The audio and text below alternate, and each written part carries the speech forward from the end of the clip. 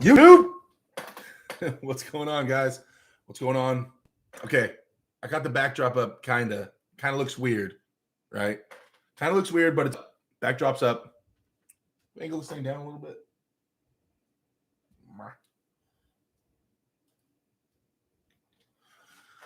What's up, guys? What's up, everybody? What's up? Give it a second. Let everybody join up. Oh man, there they are. Isaac does stuff. First one in the chat. What's up? Texas Prawn in the house. You got Michael Edwards, one of my first members. I appreciate you joining up. Birod, what's going on? Peter, yo, what's up, man? Clerks 93, what's going on? Thanks for joining up. Bud, good to see you in the chat as always. How you guys doing, man? Got some Gatorade here today. Carlo in the house. Cool burn. What's going on, Carlo? Get your ass back to practice. We miss you, bud. How's everybody doing today, you guys? What are you guys working on today? Let me get in the chat. What did you guys hit today when you were lifting for arm wrestling? Tell me what you hit today. Tell me what you worked on today. I want to know. Never stop pulling. What's going on, man? Thanks for coming in. Craig D. Yo. What's up, dude? What's up, Craig?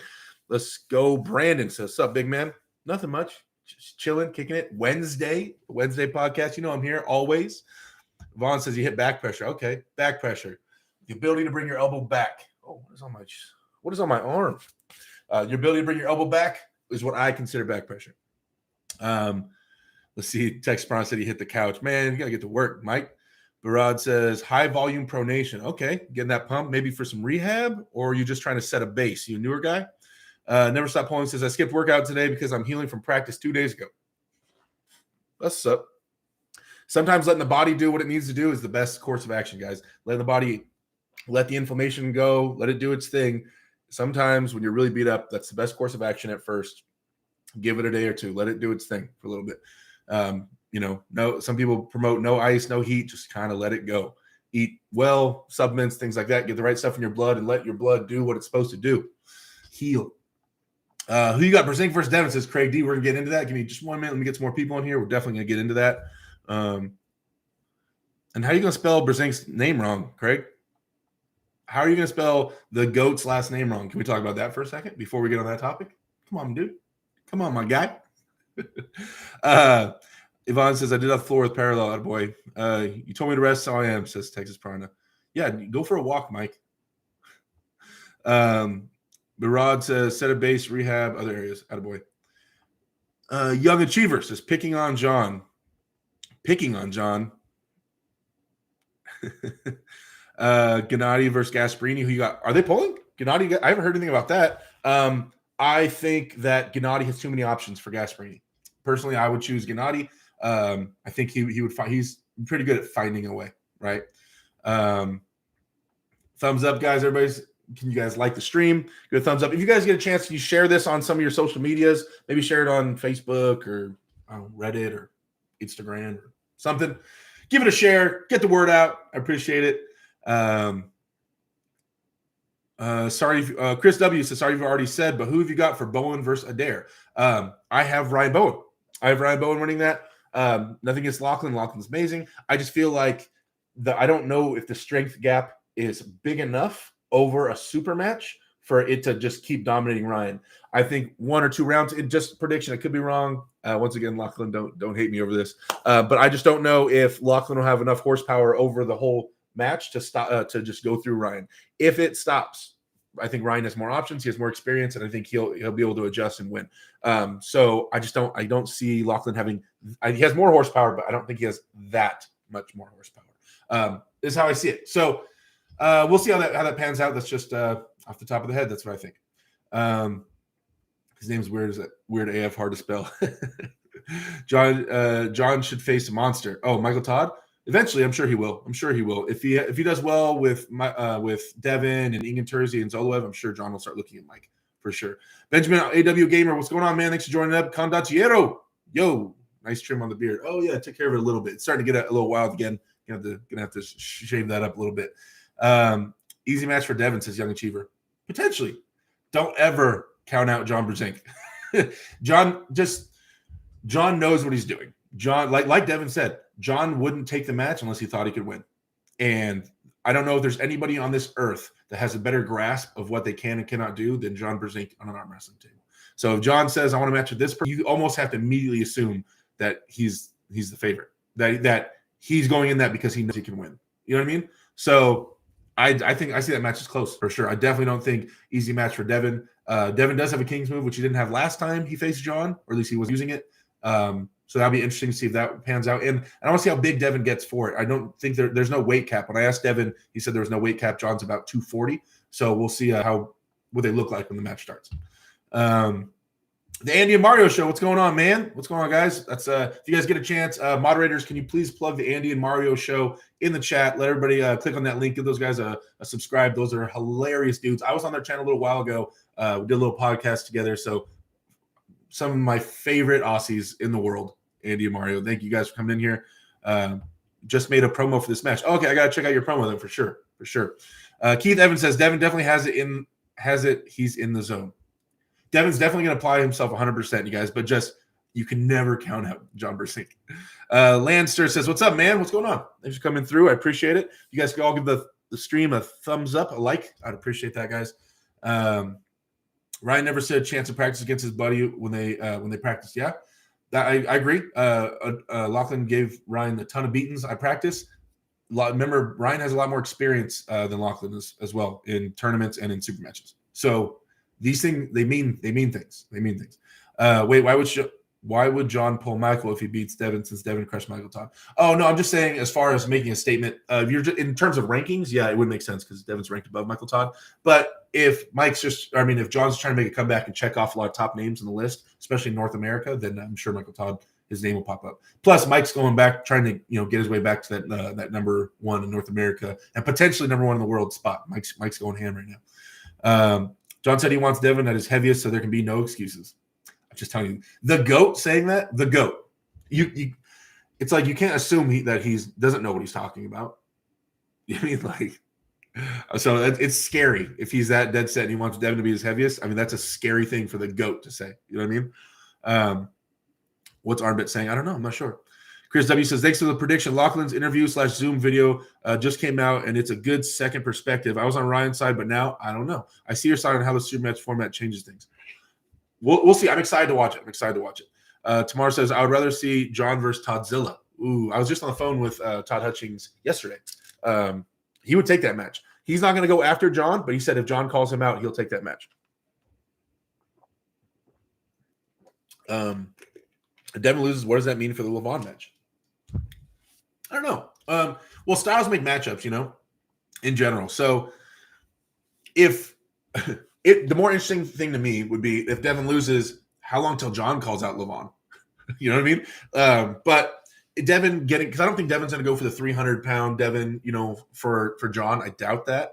I was on the phone with Devon as well yesterday for about an hour, and I know he's getting ready. He's prepping, but when I was talking to him, he wasn't like, he didn't mention trying to get massive or 300 pounds for John. He's getting stronger. He's working out, but I don't think he's as focused on mass for the John match as much as he would be for Lavon. I think he's just trying to stay strong and be in good shape. Now, that might be different. He might post something completely different, but from my conversation, that's what I got from him. Lavon needs to prove he's number one before Devon faces John.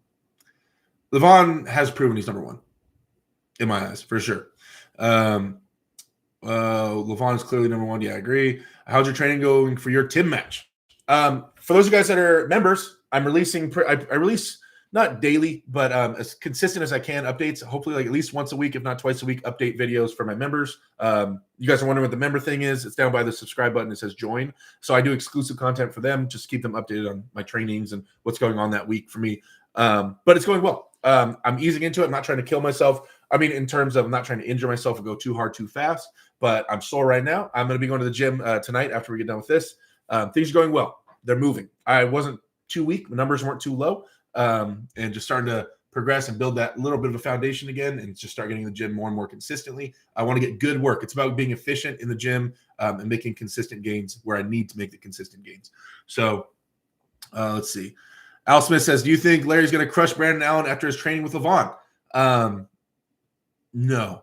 I mean, Brandon's training his ass off as well. He said he was coming out to my practice this week. I need to follow up with him. Brandon, if for some reason you're in here, let me know. You still coming out this weekend? I don't think anybody's crushing anybody in that match. I think it's to be a lot closer than people think. So I'm really excited to see that. Who does Lavon need to prove it against? Says Clerks 93. Exactly. I think if Lavon beats Devon, then there can be no more arguing. There can be no more what ifs. Yeah, I mean, and already in my eyes, he's proven that he's number one in most people. But really, if he beats Devon, like there's no argument from anybody to even say anything, right, about him maybe not being number one. Like that is it. You know what I mean? But he's already number one. I just think that it would solidify it even more, I guess you'd say. But he doesn't need to. He's already number one. It's just I think like that would put a stamp on it. That's the end of the discussion. From the way that Devon beat Mike and the way that Lavon just beat Dave, and Devon beat Dave as well, but not the same way Lavon beat him at all. So yeah, I think that would put the final everything to rest. Let's see. Derek, I believe this tactic from John, he can get Devon to be huge, so he go right into Lavon for next match. Yeah, maybe. How did John just straight up get a title match with the number one guy when he's lower ranked? Because when the GOAT asks you for a match, you say yes, and he has the last win on Devon. You guys gotta remember that. That's an irk. That irks Devon. It's irked him ever since John got the last win on him. Devon wanted a rematch and stuff, but John just did. John said, "I got you, Devon," and he left. So everybody has known Devon's been waiting for a match with John, and John's getting to that level where he thinks he's ready for Devon. Game on. Do you have an Instagram? Yes, guys. My Instagram is AWDerek, AWDEREK. You guys see it on there. Give me a follow or shoot. And also, you guys, that's where I answer a ton of messages. I get a lot of messages from newer guys and sending me training videos or asking training questions. I always respond as fast as I can. Shoot me a message if you guys are trying to get a hold of me. AWDerek on Instagram. Let's see. I can't see the join button. Okay, if you are on iPhone, you might not see the join button next to subscribe. If you're on iPhone, then you might need to download Google Chrome, and then you might be able to see it that way. Other than that, you'd have to be on your PC or on a Droid, and then you can see the join button. But for some reason, they don't let it go through iPhone. You have to download a different internet browser to see the join button. Latona Entertainment says, Jason and I will see you Sunday. Sarah, I was actually just today I was like an hour ago, I was about to reach out to Jason. I want to set up a match with Jason for I think it's January 6th. Mike, you coming out January 6th? Is that the date on the top of my head?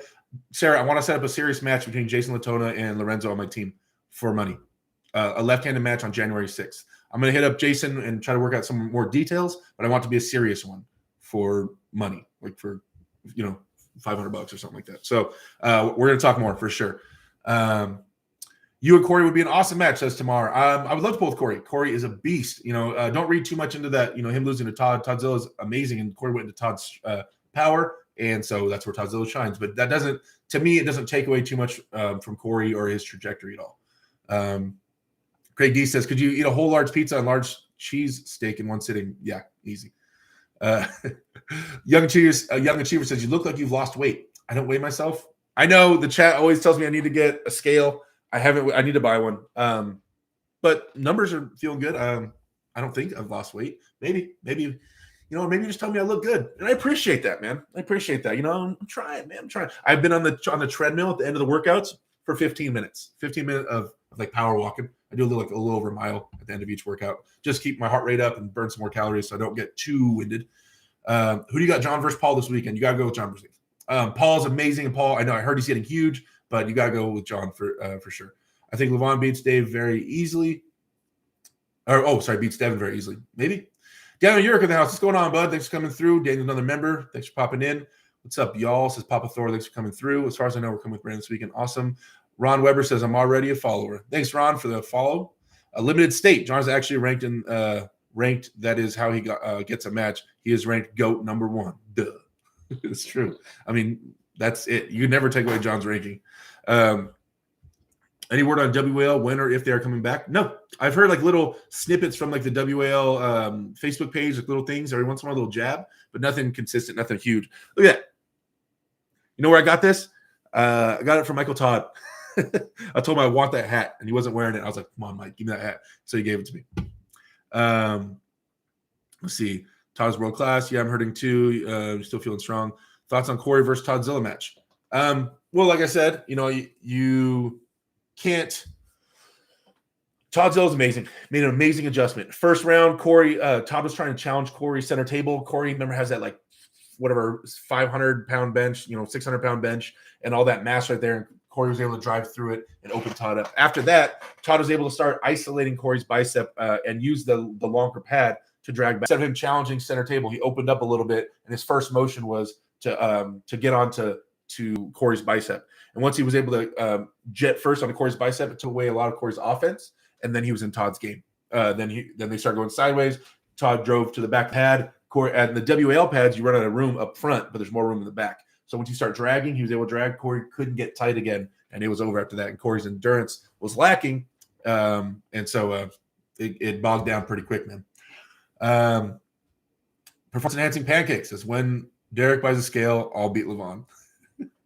White Wolf in the house. Yo, Derek, what's going on, White Wolf? Thanks for coming through. But another member in the house. Thanks for coming through. Always good to see you, White Wolf. Arm wrestling Schwarmstead says, hey, Derek, I'm 6 months in arm wrestling. What's your opinion on brachialis pain from side pressure? How can I get rid of it long term? 6 months in, man. 6 months in. Brachialis pain. Brachialis pain from side pressure. That's weird. Side pressure is generally your pec and your rotator cuff / shoulder, stabilized in your elbow, side pressure. So brachialis is an elbow flexor for pulling backwards. If you're getting brachialis pains from side pressure, that's weird. Now, if you're getting pains in the middle of your arm and it's not your muscle, then what would make more sense would be that it'd be your humerus bone from side pressure. Because side pressure, you're twisting that bone, and that bone is calcifying and getting denser, and it's not meant to twist that way. That's the bone that breaks, right? So if you're going really hard sideways, it would make sense you're getting pain in the middle of your arm in that bone. That would make sense. But you're saying brachialis, so I'm not sure how sure you are that it's the muscle or if it might be the bone. If it's the bone, man, just take some time. Make sure you take the right supplements, take care of your joints and all that stuff, and give it some time, man. It's growing pains, if that's what it is. I would assume it's the bone because it'd be weird if it's your brachialis because that's an elbow flexor. Let's see. Young Achiever says leaner. Papa Thor says I'm gonna get back into coming out to your place 2 times a week, Mike. I've got to get better. Oh, you guys are having conversation within the chat. I got you. All right, for sure. Do you think people will be surprised when Eric Spoto smashes Mike? Surprised. No, not surprised. Remember, what Devon says goes. And Devon said Eric Spoto's top 5. So surprise, no, especially when you know that Mike is going to go somewhat into Eric's strength. But it'll be nice to see Eric getting on the table in a real match and taking it serious. I hope to God he doesn't get injured. So I don't think a big surprise. I think Eric's by default from all the hype going to be the favorite going into that match, which sounds ridiculous because Mike's accomplished a lot more than Eric in regards to arm wrestling. But I think Eric will go into this the favorite, just from Michael Todd and Devon Larratt and everybody promoting him. I don't think it'll be a surprise. My text response says January 6th through 10th. Match will be January 9th. Okay, cool. So January 9th is the date we're looking for that match, Sarah, if Jason comes out here. Let's see. Michael Todd versus Gennady. Woo! Michael Todd, I love that. I mean, like I've said a few times, guys, my favorite puller, my third favorite puller to watch is Gennady Fikvinia. Gennady was really kind of cold when I almost met him. Like I was around him, but he never smiled and wasn't very warm.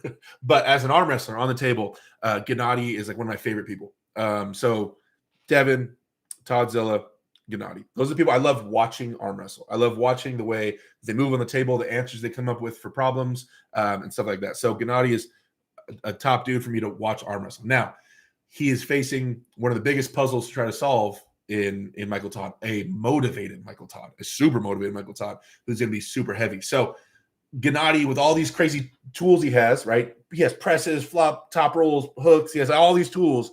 Can he figure out how to unlock and the puzzle of Michael Todd, right? Can he figure out a way to get through that and to beat Mike? That's going to be an awesome match to find out, to see. And so I'm not sure. I think last stream people were asking me who I predicted to beat that, to win that. And I said, I think you go Mike right now on paper, but man, it's going to be exciting to see Gennady flipping all of that table, trying to figure out, because Gennady released a video saying he knows how to beat a King's move. No problem. Like the way he made it sound on his channel, you just roll it out and control the hand and then go sideways. He made it real like lackadaisical. Like it's not a big deal. That's how you beat a king's move. I want to see him do it that way. But if he can't succeed that way, I know he'll try it other ways. He has a lot of different ideas. Great arm wrestler. Such a good arm wrestler. Clerks A3 says Cody versus Kardeka lefty. Oh man, you gotta go Cody. You gotta go Cody. Cody looks unstoppable right now. It'd be an interesting match. I'd love to watch it, but you gotta go Cody. Arm wrestling opinion in the house says the king. What's up, bud? Let's see where we at. Oh, you guys are taking off on me. Here we go. Let's try to catch up. What do you recommend to increase endurance? Table time. The biggest thing for me ever is consistent. The more consistent my table time is, the better my endurance on the table. Now, you could say that's due to me working out, right? You're arm wrestling a lot, so your cardio, you're breathing, you're just going through more extended strength training, right? So you're breathing better, yada yada yada. Or the more you get table time, the more comfortable your muscle synergy or muscle coordination is, right? So the more you arm wrestle, instead of just using your bicep, you understand that there's certain situations where you could use a lot more chest and kind of rest your bicep for a second. And then maybe use your tricep for a second, and you fluctuate muscles, and you're able to last longer because you're arm wrestling smarter by using different muscles because you've been arm wrestling. So your body's more in tune with the actual act of arm wrestling, right?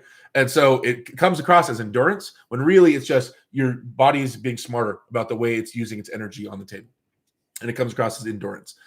So table time will come across as endurance on the table because you'll be arm wrestling smarter.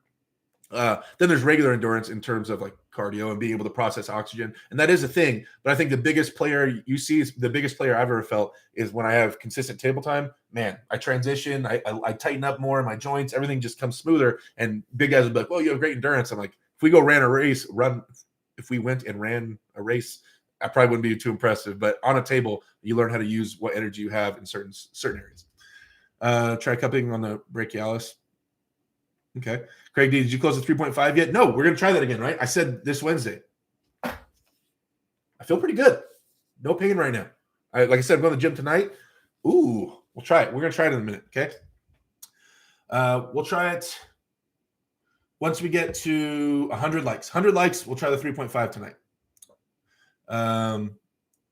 Okay, what do you do for elbow pain? I rest generally, or sometimes jam presses. It depends on the level of elbow pain, honestly, and how bad it is, right? If it gets to DEFCON 6, it's like the worst elbow pain ever, then I usually rest for a day, just eat a ton of meat and hydrate and just lay and just try to digest and just keep adding protein and taking all my supplements that I can and just heal. And then I'll start getting into like ice and heat and active rehab if it gets that bad, or jam presses. Thoughts on Chance moving to Europe to train? I heard him mention that he might do that. Good. Can do nothing but help him for sure. Tabletop Arm Wrestling says, hey, how much volume in your training for hand and wrist? I'm trying to balance my general strength training with my arm wrestling training. I was wondering if you had any advice. It depends on how long you've been arm wrestling, on how heavy you would go for hand and wrist, right? So if you're brand new, then you would have increased volume, lower the weights, higher reps, build a nice foundation, get your tendons and everything used to the movements, and slowly progress the weight until you start getting heavier, because it is a lot of tendon and ligament connections in your hand and wrist. So don't rush it. Don't rush it too hard.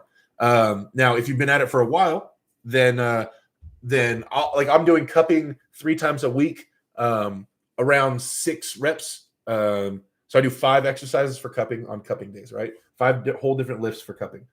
I do 2 sets of 6 on each lift, right? And the sets of 6 are at me at like 90%, like about to shit my pants, go as heavy as I can, but I track the numbers, right? So it's still progressive overload for me. It's still moving. But yeah, that's where I'm at right now. But if you're newer, you might want to focus on something different.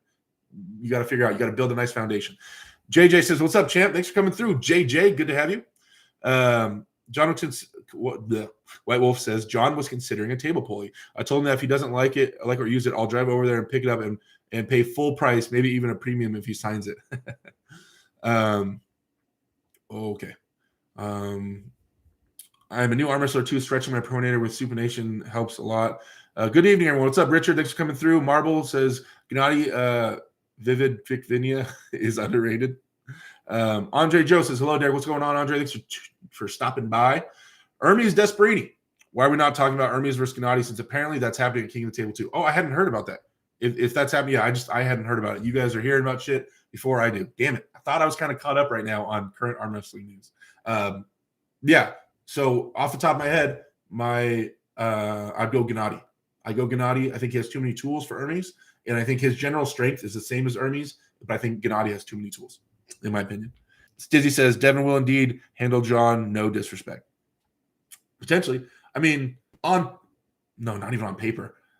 You have to say right now, Devon's, not too far past his prime, if he is past his prime at all. And John's obviously climbing up that hill, but man, it's like that's a crazy thing to predict.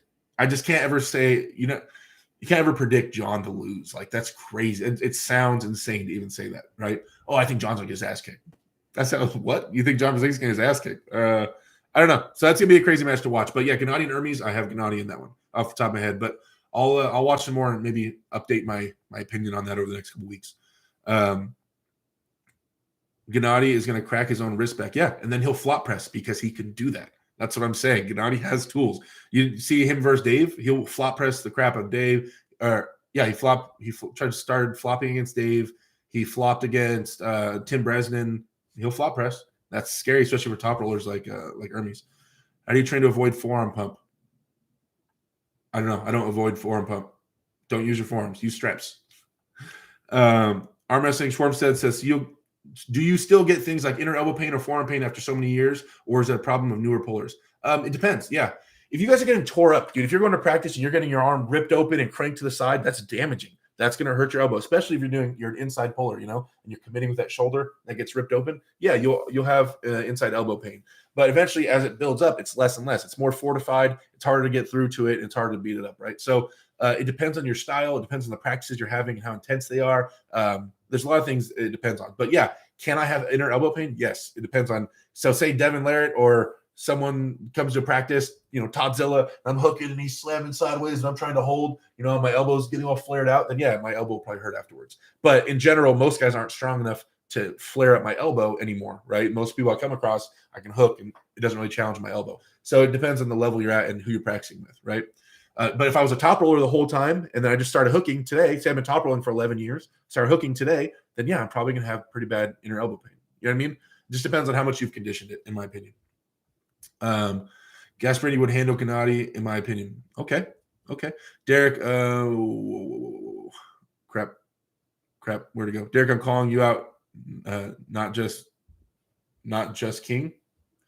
Okay. Not joking, you mean? Young achiever? All right. David says the next logical thing for you and Corey West are to have a match against each other. I think you got him. Thanks, man. Well, I have my match with Tim Bresnan coming up, for those of you guys that didn't know. January 26th. That's the only thing I'm focused on right now, is prepping for Tim. That's my life right now, is prepping for Tim Bresnan. So yeah, we're at 58 likes. You guys, when we get 100 likes, I'm gonna try. I'll try to close the 3.5 for you guys. Where's that thing? Well, that's the 3. I got the grippers right here. They're still next to the thing. Oh yeah, there's the 3.5. The list is super short. Not 9 people are certified on the 3.5. So we'll try it again once we get to 100. Mr. Obame, how can what a seemingly smaller guy as John dominate the center against super heavyweights over his career? What is it really with him? Is it only experience? Is he a strength freak? I don't get it. We covered this last stream, but real quick, once again, you guys got to remember, John Brzezinski was born into a household by his father was a professional arm wrestler, right? He was raised with his brother, who also ended up being a world champion arm wrestler, right? And they were closer in age. He did strength training. He admits doing strength training growing up. They had a weight room, lifted weights, and arm wrestled all the time with a professional father strength arm wrestler. Then at 13, so he goes through puberty arm wrestling. Then at 13, while still going through puberty, breaks his elbow. Not his arm, not as humorous where everybody else breaks his elbow, and then that heals and tightens up, right? So goes through puberty, arm wrestling. All the muscles he's building are for arm wrestling, by arm wrestling, as he goes through puberty with these top-level arm wrestlers all around him. Then at 18, he's already been arm wrestling for 19 years. That's the joke I made last stream. And then by then, he starts training with nothing but world champs. He's surrounded by Kevin Baumgard, Todd Hutchings. He's always had amazing people around him to train with him, Bob Brown. And so he has the best team. he went through puberty his whole life by arm wrestling, and everything's for arm wrestling. So John is an arm wrestler.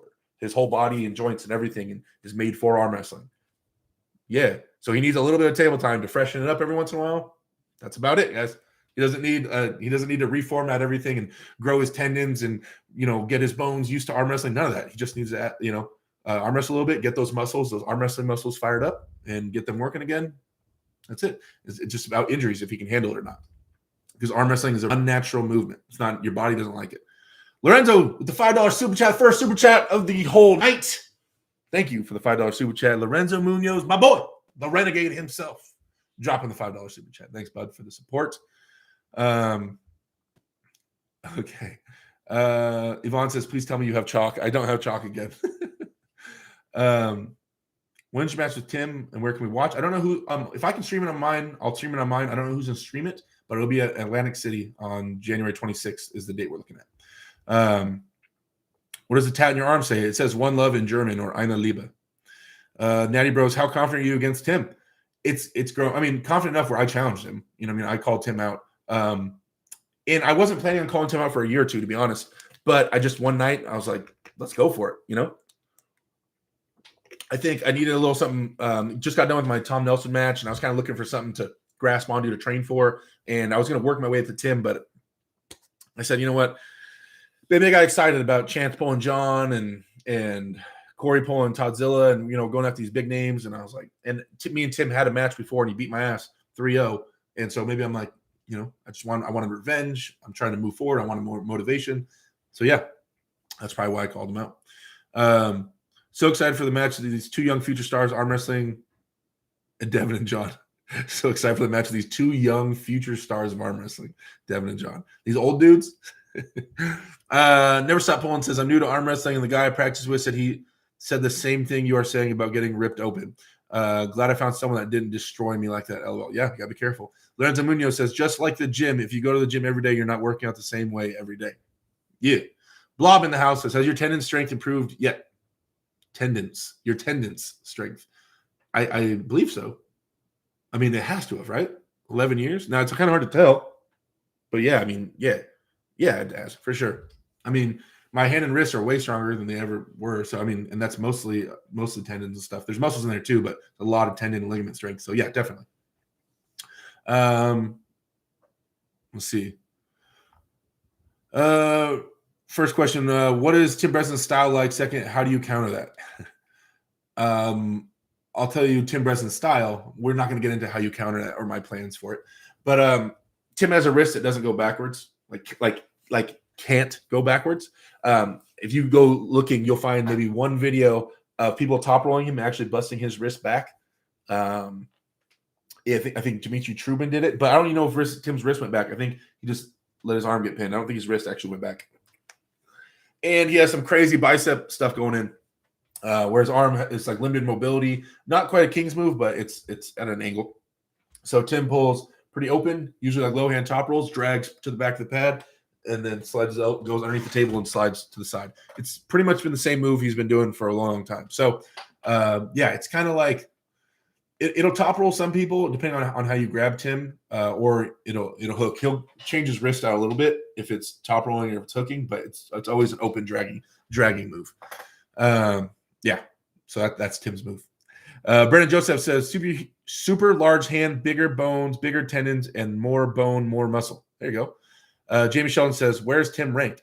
Last I checked, he was ranked 4th in North America and 9th in the world. Papa Thor says, is Tim fighting for the crown of Cali, or is it another super match? Oh, no, it's just a separate super match. He doesn't live in California. You got to live in California to fight for the Cali crown. To fight for this bad boy, you got to live in California. Should I wear it slanted like that? Is that more gangster? Yeah, you got to live in California to go for that thing. Lavon says, why are you so small? I don't know, man. I'm trying to get big like you. Joe Schmo in the house says, I think this match is very underwhelming. Also, King of the Table missed on a great opportunity setting up a match more than those who know arm wrestling would be interested in. Wait, also King of the Table missed on a great opportunity setting up a match more than those who know arm wrestling would be interested in. So you're talking about having people like outside of the sport arm wrestle, like Hulk Hogan and Donald Trump, something like that, like some celebrity arm wrestling? Is that what you're talking about? Craig D says, if you beat Tim, who do you want next? Dude, if I beat Tim, rankings wise, if I'm worried about the rankings, it's Dave, Michael Todd, and Devon above me if I break fourth. Now, I don't know. We'll cross that bridge when we get to it, huh? How about that? I'm not even gonna think about that yet. What's your favorite music and band? It depends on what I'm doing, man. Right now, when I've been lifting weights, I listen to some crazy metal, so I've been listening to Whitechapel when I'm lifting weights. But I also been a big fan lately of Harry Max on YouTube. All the freestyle raps he does, it's amazing. If you guys haven't got a chance, check out Harry Max YouTube. He has a couple million subscribers, but it's insane. He just freestyles, and he's the best freestyler in the world. Anyway, so I've been watching those a lot. Another super chat, White Wolf, $5 super chat. Thank you, buddy. It says, Tim allowed to wear his sunglasses for your match. You know that if you separate him from his glasses, he loses all his power. Yeah, I hope Tim goes full Tim Bresnan and wears his sunglasses for sure when we have our match. I would expect nothing less. 65, like, come on, we need to see him close the 3.5, says Ron Weber. We got 72 likes. Once we get 100, guys, I'll try that 3.5. We'll see how that goes. Joe Show says, very interesting your match, though. Thank you, Joe. The Natty Bro says, if you win, who would be next? Chafier, Jerry, or Michael? Who? I don't know, man. Like I said, I don't even want to. I don't want to think about that right now. I'm just gonna get as big and strong as I can and prep myself for Tim, and we'll see who we start looking at after that. Somehow, per the rankings and the way Chance runs North American rankings, if I beat Tim, I would take his spot. I would take the fourth spot. That would put me above Toddzilla, above Jerry, above a ton of arm wrestlers who like are insane. I don't know. I didn't go for Tim because of his rank. I just went for Tim because we had that he already beat my ass, and I just want to try to get my name back. So yeah, that's crazy. I don't want to think about that. It's crazy. Maybe we go with Corey West or something like that. Adam Funtali says, love you, Derek. Keep doing you. We appreciate it. Thanks, man. I appreciate the support and the positive vibes. Let's see. Lorenzo says, if I get a win on Tim, then next Mike Aiello super match. Hey. Oh, I say if win on Tim, then Mike Aiello. I need to have a match with Mike. I still need to have a match with Mike. Derek, you're looking smaller every day. Let's see. Limited State says, do you have any relatives from Grass Valley, California? No, not that I know of. Did you close with 3.5? Says Rosie Royale. Not yet. We're going to try it once we hit 100. We're at 77 likes right now, guys. You take out Tim. You got to take out Pavlo next. What? Pavlo's ranked in the heavyweights. He's not even ranked in super heavyweights. He's ranked in heavyweights. And Tim's fourth. Pavlo. What? I'm not saying I'm above Pablo, but that step doesn't make sense. And Pablo's not a super heavyweight. Pablo is a monster, an absolute monster. And I am in no way saying that I would destroy Pablo, but I'm saying that step wouldn't make sense. Dude, Don Trump arm wrestling would be dope as hell, says Pablo. Austin C. How strong is Ron Bath currently? I pulled a few months ago left-handed after he had a super match. He was really strong. So I'm sure fresh, he's an absolute beast. Especially if he's not injured. I know because he was kind of injured for a little bit. Thoughts on Ben Simmons? I don't know who Ben Simmons is. It's Ben Simmons. Adam, that one guy says, you need a legit super match with Toddzilla if you beat him. If you beat Tim. Hey, we can definitely, me and Todd, we could party. Oh, on that topic, Toddzilla. I'm probably going to go out to his house. I'm going to go train with Toddzilla. I don't know if you guys think that's cool or it'd be good content. But I was talking to him on the phone yesterday, and I'm looking at November in a few weeks. I want to go out to Todzilla's house. I'm going to go out on like a Monday, Tuesday, because I have those days off, and get some training with him. He says he works and he gets off like around 5, I think, at night, and then he trains afterwards. So I'm going to go out there, train with Todd somewhat, get some table time with him, some cool footage. I've been looking at pricing and tickets and stuff, just trying to figure out transportation and hotels and all that stuff. But I'm definitely looking at going out to Todzilla's house within the next month, and training with Toddzilla. I've always been interested. He's tried to explain his training philosophies to me. I've seen the videos. It never really sank in. I'd like to see it firsthand and go train in his gym with him and really have him just hands-on show me and explain why this works and why I need to do it this way. And maybe I'll take some stuff away from that and apply it myself. Then also I want to get on a table with him and see how strong he's feeling right now and all that stuff. Kind of test myself a little bit and get his opinions. Robert Kelly says, what up, players? What's going on, man? Whitechapel. Yeah. Hell yeah. Tim will not pull without glasses on because he poked himself in the eye once on a slip. Oh, I didn't know that. Okay, good to know. Oh, crap. All right. Archdog says all Harry Crack does when he raps is say his name over and over. Hate that dude. Count how many times he says it next time you listen. But it's still a freestyle. Yeah, he says his name is a filler sometimes, but it's still all off the top of his head. That's crazy. That's crazy. But he does say his name a good amount. Are you trying to be number one in left-handed too, or just right-handed? The left hand is just coming along. As you guys know, it's ranked higher than my right hand. But it's just I keep focusing on this, and this just stays healthy and just keeps chugging along right behind it. So as my left elbow recently healed, it's not reinforced and built up yet, but it healed up. So I can start. I'm going sideways now again instead of just top rolling. Trying to build my side pressure, my ability to go sideways with my elbow. It's getting there. As that grows, I'll be way more confident arm wrestling guys that are left-handed, like super connected. It's taking a little bit of time because right now, previous my options of going inside or any kind of real side pressure didn't exist. I had to take your hand completely, and then once you lost your hand, then I would go sideways when it wasn't that hard. But it's getting there. It's getting there. Just letting it do its thing, you know. I don't do the way the giant pumpkin thing. It just the left is doing its own thing a little bit. Keyless123 says, I think you're better than Chance. Thank you, man. I appreciate that. Ian BLM, hey Derek, what exactly is a flop press flop hook? The move John used to beat Dimitri. Cheers. It's where your wrist was intended to be like this, but instead it flops backwards, right? And so once your wrist flops backwards, you get your shoulder behind it and you start pressing down. And especially if they're strapped to you, if there's a rope tying your guys' hands together, then as you're pressing down, you'll push the guy's hand down with it. So it's a flop press because you're pressing down. Flop press, right? Let's see. Could you beat John Brzezinski? Says Blob. Man, that sentence sounds crazy, but I'm sure one day me and John will cross paths. I mean, it's inevitable, especially if he keeps going, doesn't get injured, and I'm on my trajectory. We will cross paths. I might go train with John pretty soon, though.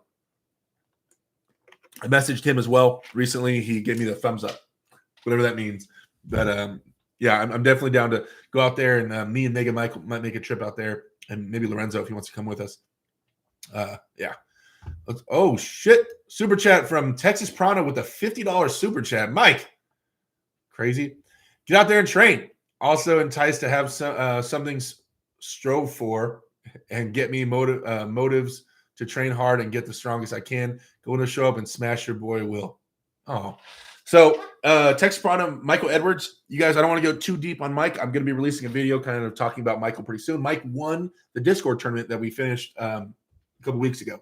And so one of the things for winning the Discord tournament is I do a feature on you. So I'm going to be releasing a video talking about the Texas Prana himself. But Mike, thank you so much for the $50 super chat. Mike's going to be coming out to California on January 9th and having a super match with my boy, Will Klingman, who's on my team. And they're going to be doing a $500 super match. So I'm going to be doing some fundraising and stuff locally and get the money raised for them to have their match. It's going to be exciting, right? So Texas Prana versus Will Klingman, right-handed, $500, January 9th. Mike, once again, thank you, bud. Let's see where we at. You against Chance. Oh, okay. Could you beat John Brzezinski? Tim Breslin ruined Vovoda's movie career. He was supposed to go win and be in James Cameron movie The Game Changers. I did not know that at all. That's crazy. Tamar says you against Chance. One day we'll do the match. Thomas Cronflux is are you pulling Tim right or left-handed? Right-handed. Yvonne says Derek, a guy who owns a club I'm in, said if he gets to 220, if I get to 220, I'll beat Pavlo. No pressure. Brennan Joseph says it wouldn't make sense for the rankings, but for the fans, we want to see that match. Hutchings pull Corey. You got to take out Pavlo. Yeah. Hell yeah, guys. Oh, Grip Alo. Oh. I don't want to bother. I don't want to mispronounce your name on it. Alawadi. Hello, buddy. Nice to see you. Stay safe. Thank you for coming in here, bud. I haven't seen you in a while. Hope you're doing well out there. Hope your grip training is going well. I'm going to try 3.5 in 10 likes. Once I get 10 more likes, I'll try 3.5. I got pretty close to it a couple weeks ago, but I've been training pretty hard since then, so my body's a little tore down, but the hand feels good right now. So once we hit 100 likes in 5 more likes, I'm going to give the 3.5 an attempt. We'll try it live. I don't have any chalk. Maybe I'll go wash my hands real quick, make sure there's no oil or nothing on it, and we'll give it a go. So I hope you're doing well, man. Yeah, really hope you're doing well. Let's see. Todd's a hell of a guy. Oh, Bader, sup, bro? The Natty Bros. I need more secrets for my side pressure. Have you seen John's recent video? Probably not. The match was so amazing. The whole building was going nuts when Todd Zill cracked Corey West in round 2. Still hair raising thinking about it. Cool. Pablo versus Rakers? Yes. Botters here, Derek. You got to try the 3.5 now. Oh, we just hit 100 likes. All right. Let me catch up on the chat real fast. I'm going to go real fast. Hey, Max, great. Smash the like, dudes. Dude, definitely Zillow training too. You, Todd's a machine. Yes, chance is scared to pull you. Lavon, got to see you here. Keep matching the COC4. Exciting to have something to strive. John, more active than all you young bucks, true. I want to train with John. That would be awesome. Huz says, sub Derek, question. Do you think going Todd Zillow style training will lessen your range significantly? How do you not have that happen? Just don't go inside, or is it a bit more complex than that? I think stretching and monitoring your range of motion is a big thing. If you want to close up and you embrace it closing up and you keep pulling styles and tightening up your range of motion, I think you can lose it. Devon didn't have a King's move, and then Devon a year later had a King's move. He wanted a King's move. He got a King's move. Remember that. That's something that's always been really interesting to me. Before that, it was always like it just happened, but Devon wanted one, and so he got one. So you can gain one. You can shorten your range of motion on purpose. You know what I mean? Richard Saunders says, Tim doesn't pull left-handed, not even in practice. Wouldn't even attempt to listen to anyone named Harry Crack. No, it's Harry Mack, not Harry Crack. Just Raider says, do you use any recovery tool like one to vibrate the muscles and get the blood flow? I'm actually going to buy a massage gun. I never touch the inside of my elbows with anything. But I might use a massage gun because I get knots in my brachioradialis and in these supporting muscles. They knot up right-handed pretty often, so I kind of wanted something to work those out. Take time between warm up first, then wait a little bit. Then when you feel ready, try it. Devon all the way. Okay, we're caught up. 103 likes. All right, I grabbed the trainer here. Let's see how this thing feels. What do you guys think? You guys think I can get it? Right, I don't have any chalk, like I said. Oh, man, let's get a little warm up here. Get the trainer moving a little bit. Hus says, go wash your hands. Yeah. Okay, let's do, I have a 2.5 right here, I think. We'll give this a go. Give the 2.5 a go. Get a little heavy resistance, heavier resistance. And then we'll try then we'll go wash the hands, take a minute, and try the 3.5. So, focus. There you go, 2.5. This is a 2.5. So, you guys, the other day at work, I bought my buddy a grippers that I work with, do security with at the strip club. He had a 2. I bought him a trainer and a 2. And nobody besides him, and he's a stout dude, nobody besides him could close the 2, and it was a war for him to close the 2. So, and we tried every other security guard, all big guys walking through the club. We'd hand that 2, and say, try the 2, and people couldn't do it. So your general, and there's big dudes, big guys that lift, and none of them can close a 2. So your general person, people cannot close a 2. I'm talking about guys that are big. You'd be like, oh, it's a big dude. Can't close a 2. Remember that. So 2.5. Oh, good. I got some nice pops in there. Good. Okay. Oh, okay. The stream's warming up. We're selling the massage guns at Lowe's now, $39.99. Oh, cool. I'll send you a link to the massage gun we have. The handle that connects to it's perfect for arm wrestlers. I'll bring it Sunday so you can try it. Awesome. Try it upside down. Go make a fire with your bare hands. Okay. I'm going to go wash my hands real quick, guys. Don't leave. And then we're going to try this 3.5. This beast right here. We're going to try this. Let me go get any kind of grease or oil that might be on my hands here. Oh, man, this is going to be exciting. Ma, where's the meatloaf? Fuck!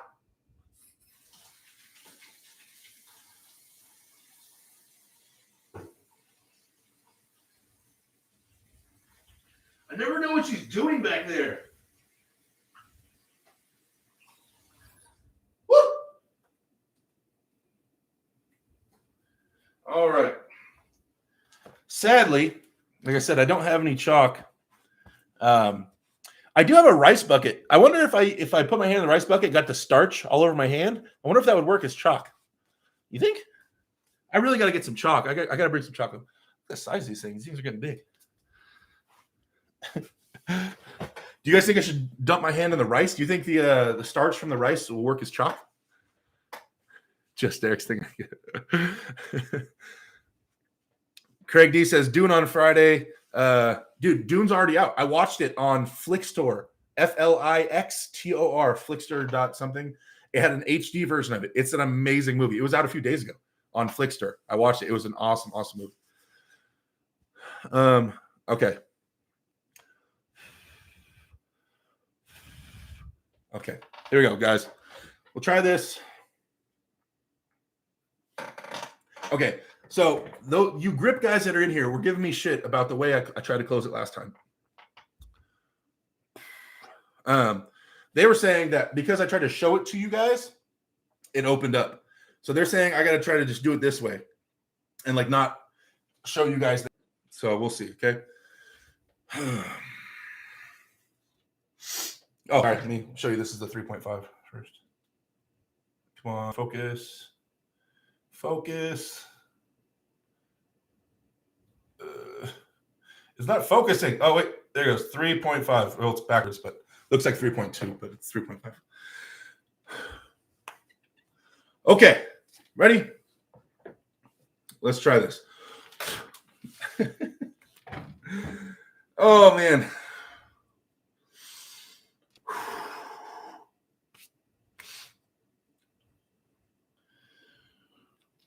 No, it's slipping in my hand. It slipped in my palm. No, I need chalk. No, it moved up my palm. It slid up. Damn it.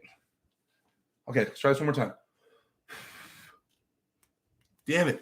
It like the bottom part right here starts sliding up my palm as I closed it. Okay.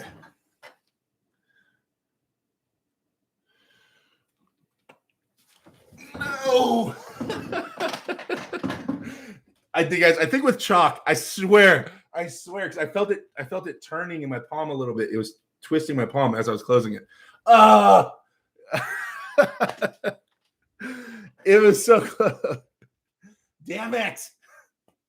Sorry, guys, I failed. I can't believe I forgot the chalk because I buy chalk. I have a lot of chalk, but it's all at we practice at my grandma's house. So all my chalk is over there at my grandma's house. Damn it! I forgot to grab it this week. Oh, I'm sorry, guys. Should we try one more time? Or I'll call it there. What do you guys think? Spam a 1 in the chat if you guys want me to try one more time. Give it a minute. Try one more time. See if we can just get a little more hyped up and try it. Okay, there's a 1. Let me see more ones. You guys want me to try it again? Okay. Just give me a minute. Let me get a little bit of blood out of here, and we'll do it again. Okay. Hey, once again, guys, Yvonne Cuck is in the chat. He is the one. He closed a 4, guys. He's like 19 years old. He's a grip prodigy, one of the best grippers in the world right now. He closed a 4. He's trying to get certified. I talked about him last chat. Any of my moderators, please plug Yvonne's YouTube channel in the chat. In his channel, he goes over his attempts. He goes over his training for grip, and he also gives some tips. He's starting to give more pointers about how to do grip, how to set the grippers in your hand so they're tight and you can close them, things like that. Kid's a monster. He also dabbles in arm wrestling a little bit. So you guys give him a follow if you can. Mike, someone please tag Yvonne's YouTube channel in the chat. I'd appreciate it. Okay. Bend your wrist and try the 2. Woo! Well, let's try the 3.5 before we start doing crazy stuff like that. Man, I really wish I brought some chalk. Man, what a stupid reason to not be doing good, right? Damn it. You guys, I have that rice bucket. You're draining the entire YouTube power matrix with your gripper following. Use the rice. Okay. All right. We'll try the rice. I'm going to put my hand in rice to get some that starch shit on my hand. It can't hurt, right? It can't be any worse than how sweaty my hand already was. Focus. Camera. Focus. Why is the camera not focusing anymore? There it goes. All right. Rice bucket.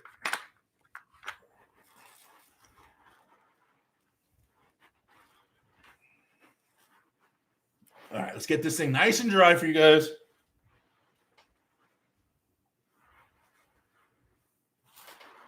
Rice bucket's nice, guys, for rehab. If you guys don't have one of these, I just bought a bucket from like a feed store and fill it with rice with just jasmine rice.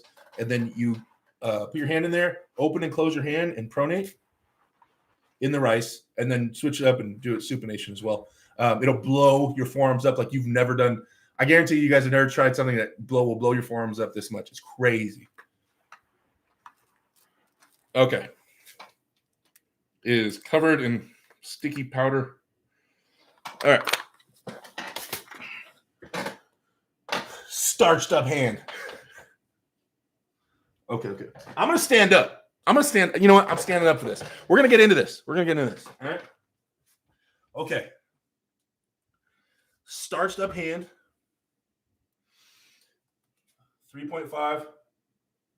Focus. Can you guys see it? 3.5. Okay. Here we go.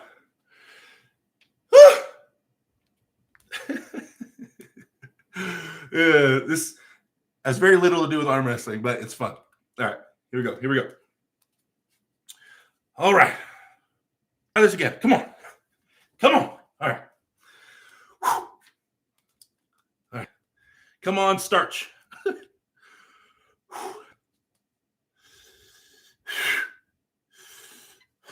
Come on. No, don't wipe it off. Motherfucker. I can't.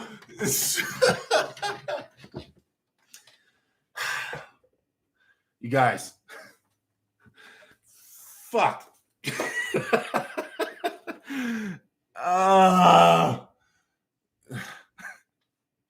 That's it. I'm wearing this from now on. Yeah, that's the 3.5. Damn it. It looked like you closed it. It might have been. I don't know. I don't think so.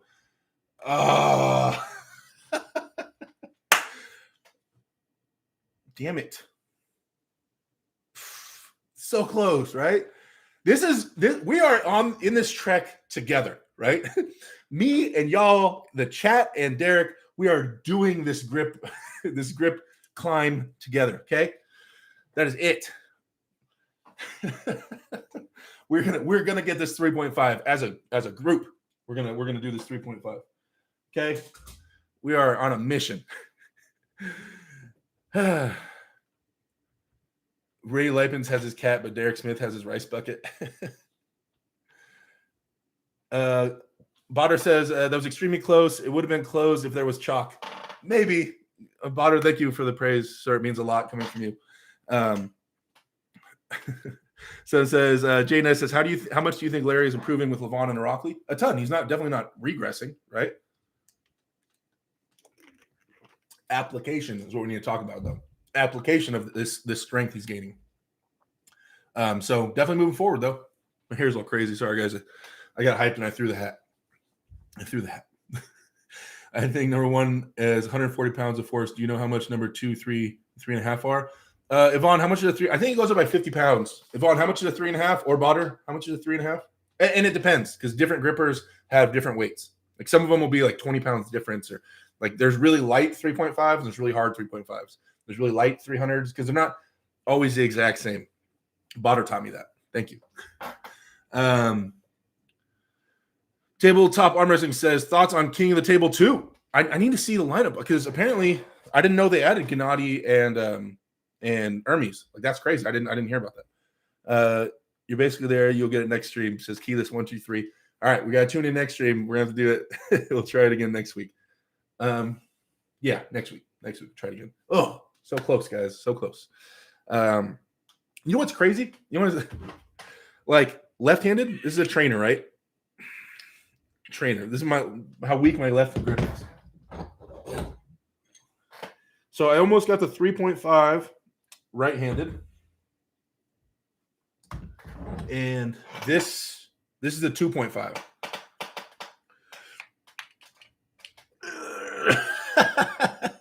I can't even close a 2.5 left-handed. I mean, granted, I didn't set it and stuff like that, but the grip is like considerably less strong left-handed. And I'm ranked 9th in North America left-handed.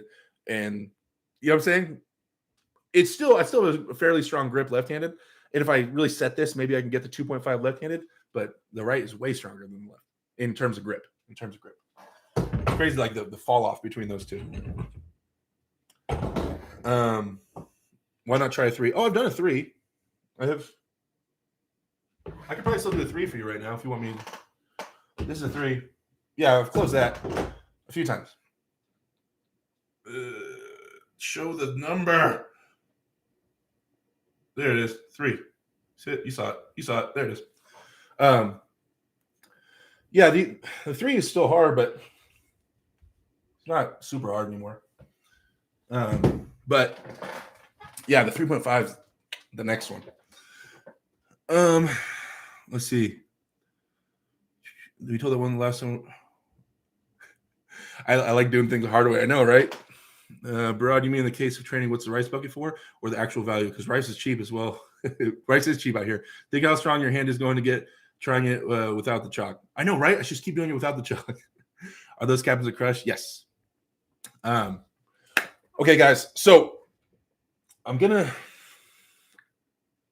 Okay, I want to see a one. Okay. We're gonna do this. We're gonna do a poll. I love making polls. Make a poll for you guys. Are you an active arm wrestler? So I want to know, the people in the chat, which of you guys are arm wrestlers who are actively training, competing. We'll say, in order to say yes to this, then that means you have competed in a tournament for arm wrestling. In order to say yes to this question, okay? And it doesn't, obviously no one can see who voted yes or no. I just want to see how many people are watching this are just fans of arm wrestling or active arm wrestlers, right? So are you an active arm wrestler? Ask the community. Here we go. I just kind of wonder sometimes about the people watching this, what exactly who I'm talking to. Are we talking to about fans, or are we talking about active arm wrestlers? Because I know the community, the actual active arm wrestler community isn't massive, especially not however many subscribers I have, 8,000 subscribers, massive. So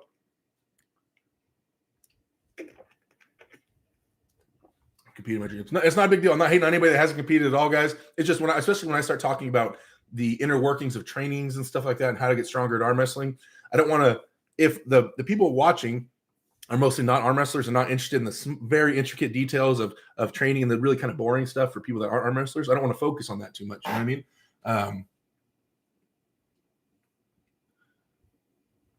So that's the only reason I'm asking. Oh, okay. So 54% so far say no. They're not active arm wrestlers. Okay, it's still moving, still going. And that's awesome. And I love the fact that there's fans in here. That's even better. You know what I mean? I know a lot of people from my channel came from when I was doing stuff with Larry and when I was doing stuff with Devon. So I really appreciate you guys being here. You guys are the ones that are helping the sport blow up. Giving us the views and the likes and the comments and all that stuff is huge. It's doing wonders for the sport. And my dream is to be number one in the world, right? So, we need this to blow up. And so me and the guys after me and everybody can keep striving for that top spot and for it to mean something a little bit more. You know what I mean? The fans are the most important part. Okay, I'm an active arm wrestler, but enjoy the intricacies of the sport. Been in it for a year and 3.5 months, been roughly 10 tournaments. That's awesome. You're trying to get everyone. Good on you, Derek. Non-arm wrestlers are waiting for over the top 2. Okay. No, and that's great. It's actually pretty close, though. It's almost half. Almost half the people are arm wrestlers that are in here out of this 115 people that are in here currently. Interesting. Okay. Cool. Yeah, Mike, thanks for posting like all your experience and how many tournaments you've done. No one asked you, Michael Edwards. All right. No one asked you. So as you guys that don't know, we're doing the current Discord tournament. We already started the bracket last week. So the new Discord tournament is on the move right now. Mike, can you please share the invite to the Discord right now in the chat? So Discord tournament, guys, it's super cool. I've mentioned it to you guys a few times, but if you don't know about it, basically Discord is a giant chat room, right? It's all arm wrestlers from all over the world talking. There's a few different Discord arm wrestling servers. The one I'm on is just called arm wrestling, right? So in the server, because it's people all over the world on their computer and stuff, we have like kind of like a fantasy arm wrestling tournament where basically I'll take 2 people. I ask everybody that wants to be in it their weight, and they all list their weight and their experience levels. And then I match them up by weight, right? In a one giant bracket, right? So the 2 lightest guys are against each other at the top, and the 2 heaviest guys are against each other at the bottom of the bracket. Then everybody you vote. You have 1 week to convince everybody by sharing training videos, talking crap, doing whatever you can do to convince everybody that you would win that match. If it were an actual arm wrestling match, that you would win. And then everybody votes. And then whoever votes by the next Wednesday, whoever has the most votes won that round. And then you move forward to the next one. Right. So it's a fun thing we do. We spend time on there. It encourages everybody to train and lift weights, and everybody's sharing videos of them curling like, oh, you think you could beat me? I can curl more than you, or I won this match and you can't beat this dude, yada, yada, yada. And it's fun. It's definitely a lot of crap talking. But it keeps moving forward. And at the end of it this year, or for this season, and Michael Edwards won the one last season. So for this season, though, we're giving NatFit will be giving out supplements. Arm Assassin said that they would give me a gift card for Arm Assassin Strength Shop, and straps from Lion Straps will be going out on top of me doing a feature for you for the winner on my channel, helping promote them. So it's totally free. You just join up. But like I said, we started the bracket last week, so you guys will have to watch this one play out a little bit. But you guys get in there, you'll see how we do it, and then for the next tournament, probably a week or two after this one ends, I'll start the next tournament. So every Wednesday, it moves forward the bracket. So this one just started last week, and it's forward. So yeah, you guys, if you guys get a chance, join the Discord, chat it up with me. Also, another way you can reach me, and we talk. I'm on there all the time. We are literally in the voice chat, talk about training. I share any questions you guys have. I share all my knowledge I have for training questions. That's what we do. So we are in there all the time. You guys come hang out with us in Discord, in the arm wrestling Discord, and check us out on Reddit. We're on Reddit too. Let's see. Veronica Knight says, Junior started out watching Pulling John. He said that's what he wanted to do and started doing pull-ups, etc. Immediately. 5 years later, he's an IFA world champ. It's easy to love this sport. You guys, you got to love the sport, and you got to have a work ethic. You can be awesome. You can be awesome. I'm not saying that'll make you the greatest, but it'll make you awesome. For sure. You'll definitely be a really good arm wrestler. Russell Monroe says, my coach, Jacob Abbott, destroyed my pronation with his 2 little fingers last practice. He said I need to work on it. Yeah. So he cupped you in with his 2 bottom fingers. So remember, guys, cupping attacks your opponent's pronation, right? Because they cup and they shut down your pronation with their cupping, right? So you're trying to pronate, and the guy's cup challenges it. So generally, especially if people are holding on, cup attacks pronation, and pronation attacks cupping. My Texas Promise says I didn't win anything, and it was less people. But yeah, Mike, we had to figure it out. You know what I mean? I want to hit up Callie. Any juniors or ladies looking for a match? Veronica Knight is in the chat right there, Robert, and you wouldn't want any piece of that. I'll tell you that much right now. You want none of that, Robert. None. Wait, I thought you live in Cali, Robert. Don't you live in like NorCal or something like that? Is your match on arm bet yet? No, it is not. Devon was asking me yesterday if it's solidified, if it's set in stone. I would say this match is, in my eyes, from the way Tim's talking to me and everything, it's like a 97% likelihood it's going to go down. But Devon wants 100% locked in. It's happening. So I still got to wait on the promoters a little bit, iron out some stuff with them, make sure it's go. But they already told me looks good. So I just got to lock it in 100%. Then Devon will probably put it up on stakings. So my money's on Veronica. Megamy's first. Dimitri. Oh, man. Woo! That'd be a tough one for that guy. Dimitri's a beast. Oh, Texas Brown says Robert Kelly lives close to me. I thought he lived in California for some reason. Yeah, Veronica Knight is an absolute beast right now, you guys. That's my ladies team captain, one of my favorite people in the entire world. And she is so freaking strong right now. Sarah Latona coming out next weekend. This weekend, you should be able to feel Veronica, dude. She's so strong. It's crazy. We had a new guy at practice, his second practice yesterday, and he's a big boy. And he was like, I want to try. Because everybody always gets interested in arm wrestling. All the dudes, even especially the new guys that come into practice, they're 2 things. One, they're scared of arm wrestling her because they're like, dude, what if she beats me? But eventually when they get the cojones to try to arm wrestle Veronica, they're always like, oh, their eyes always get really wide, like, what the hell? Because she's thin, and you don't expect someone like that to be that powerful. She's so strong. Let's see. So I want to see Veronica versus Nancy Locke, right? That's a match I'm really interested in seeing. I think a lot of people are interested in seeing that. So if you guys, we got to make that happen somehow, Veronica. We got to make you and Nancy. We got to figure that out. We got to figure it out. Kyle Pugh, if you're watching this, aren't you throwing together some kind of Queen of Cali thing? What happened to that? Um, Jason always says, try training my wife first. What time is it? 5:43. Okay, so we have 15 minutes before. Is Uncle John going live, you guys? Can someone confirm or deny the potential for Uncle John to be going live? Condottiero with the $5 super chat. Do neutral grip pull-ups work back pressure or posting pressure more?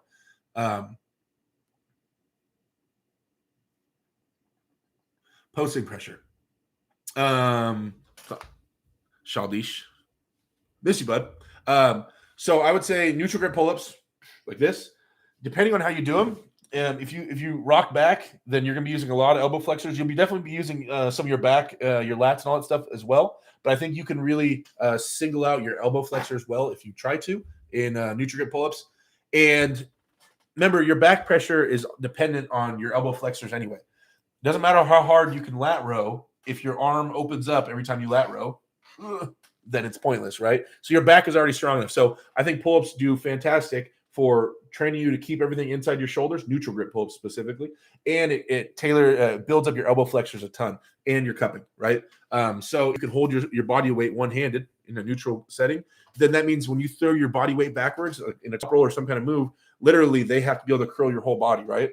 Because if these links in the chain can support your entire body weight, then when you throw your body backwards, the links in the chain won't open up according to your body weight, right? Because you can hold your body weight with those links, right? So I think neutral grip pull-ups are fantastic in terms of training for arm wrestling for sure. But I would say posting more so. Let's see.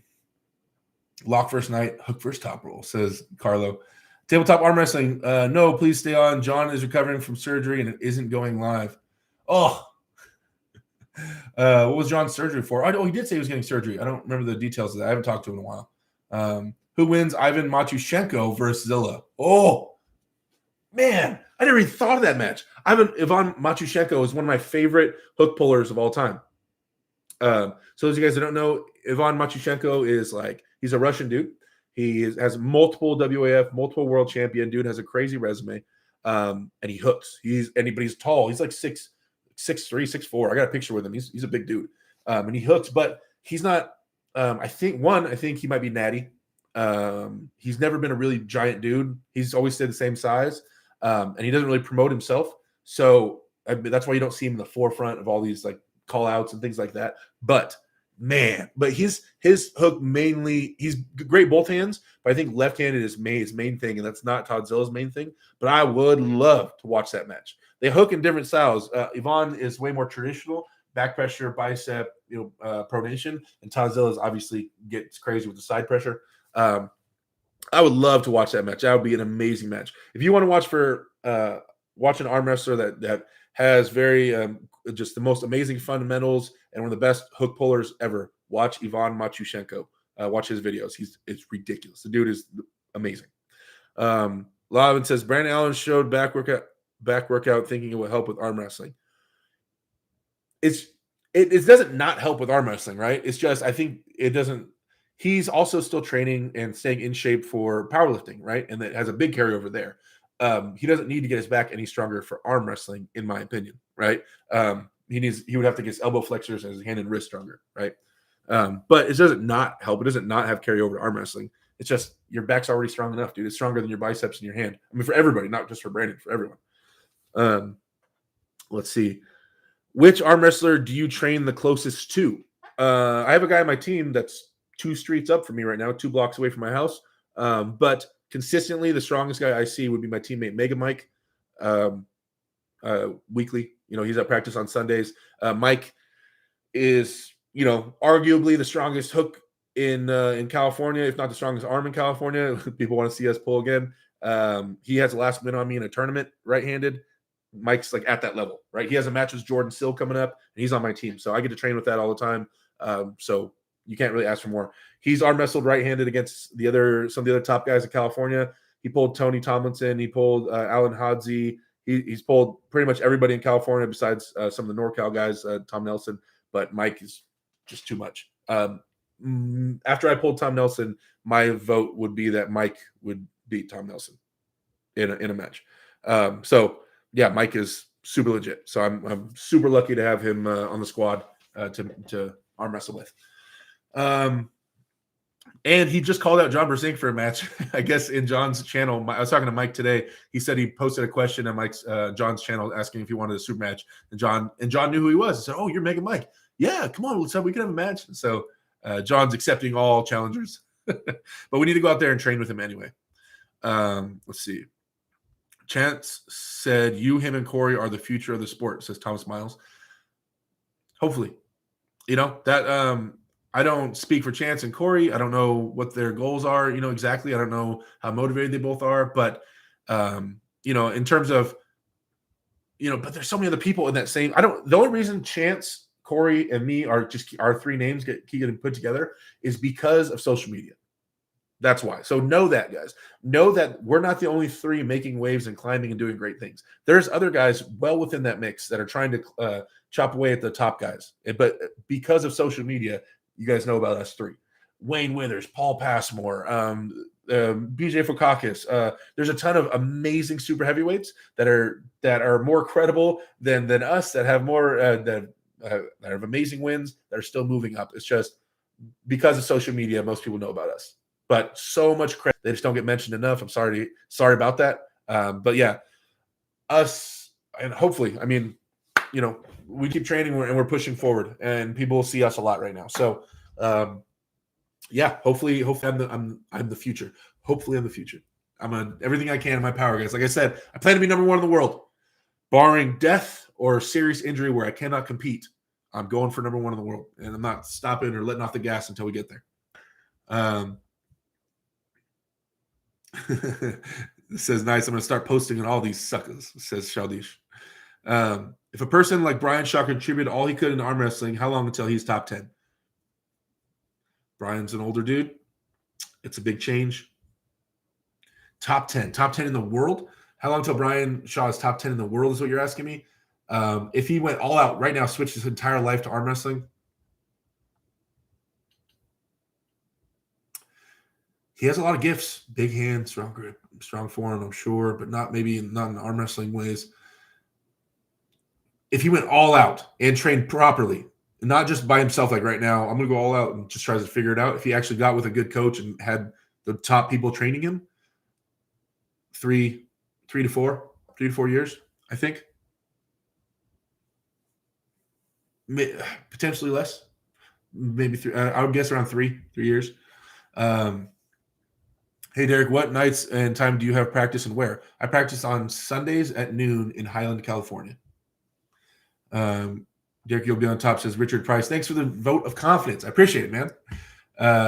Mega Mike versus Nick Stone undercard for your match. Maybe, but Mike's a heavyweight right now. He's pulling Jordan Sills, so he's staying around 245, 250. I know Nick Stone's a big boy. But Mike doesn't back down from anything, ever. So he might take that match. Let's see.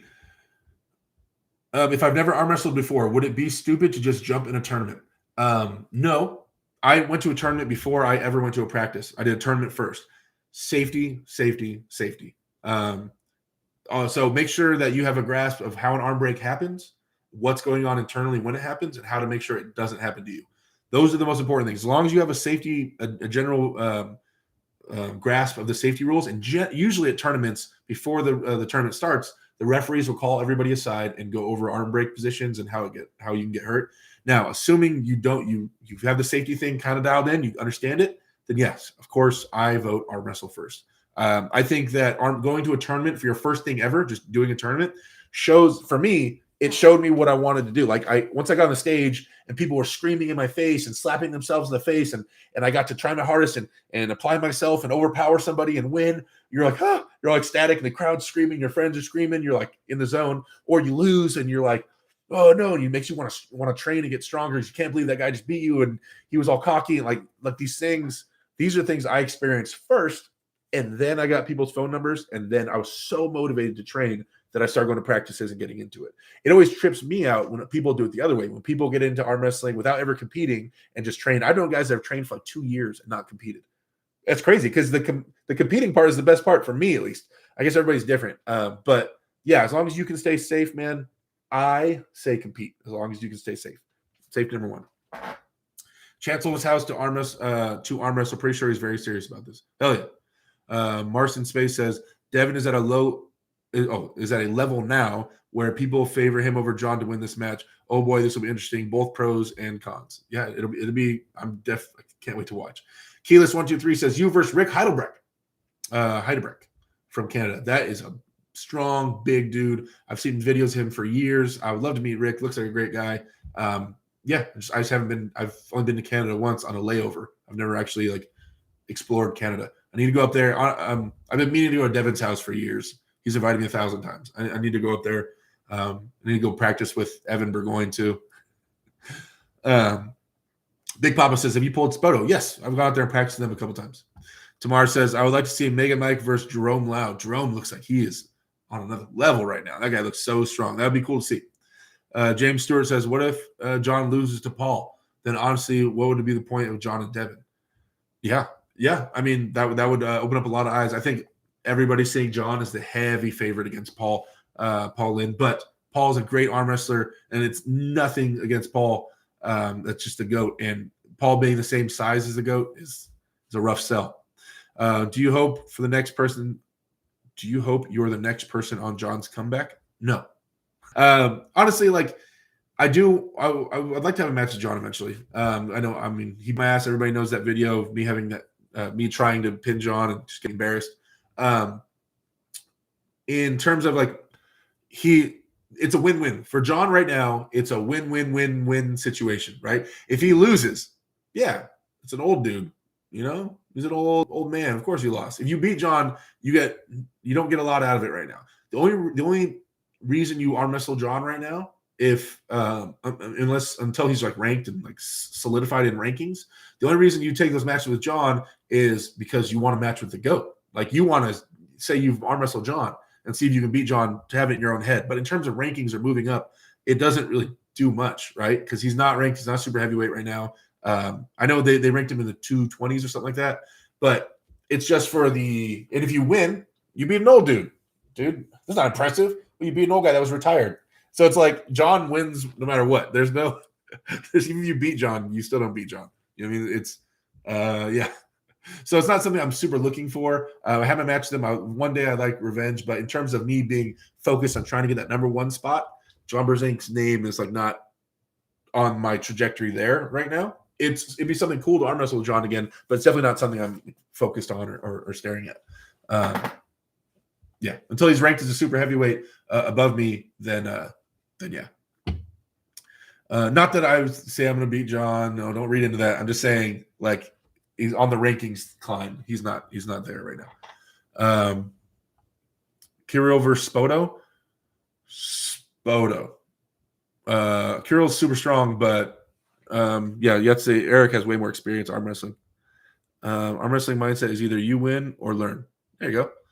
White Wolf says, Rick is a total powerhouse. You need to go to Canada. I know, right? Joe Downing says, thoughts on Hermes versus Gennady, King of the Table 2, Irakli versus Bowen? Wait. Is that match announced too? Irakli versus Bowen? Y'all tripping? Is that a thing? Did you just make that up just now in the post? Or is Irakli pulling Bowen? No way. Is that really? Or is that just a hypothetical?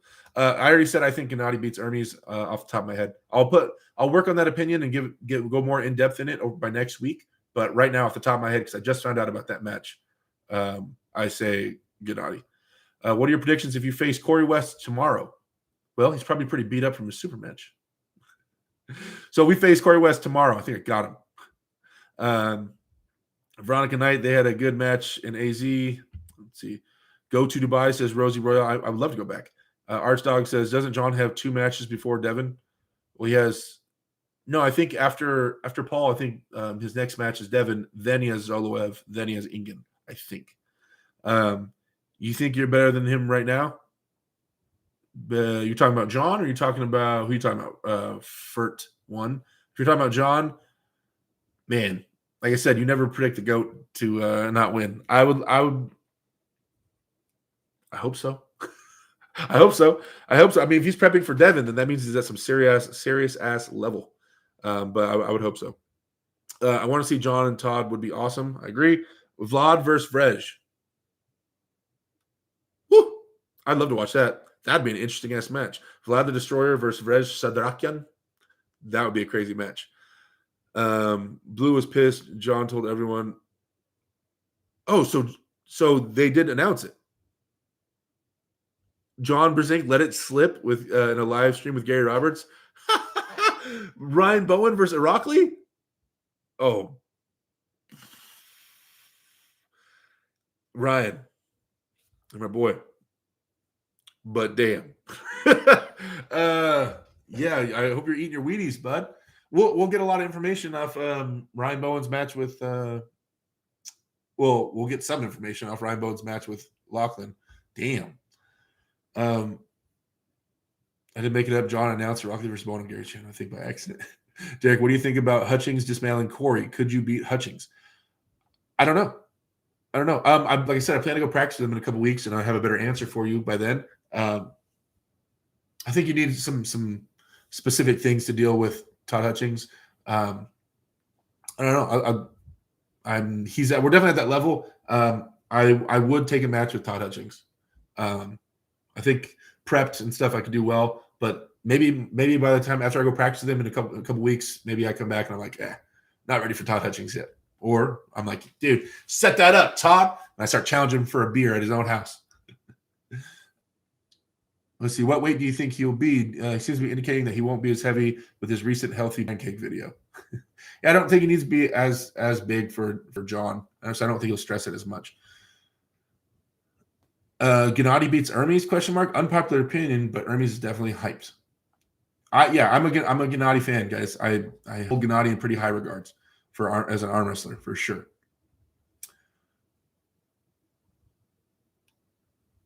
So you know that the LA film crew is currently in Canada until Sunday, pulling John with no limits. I did not know that.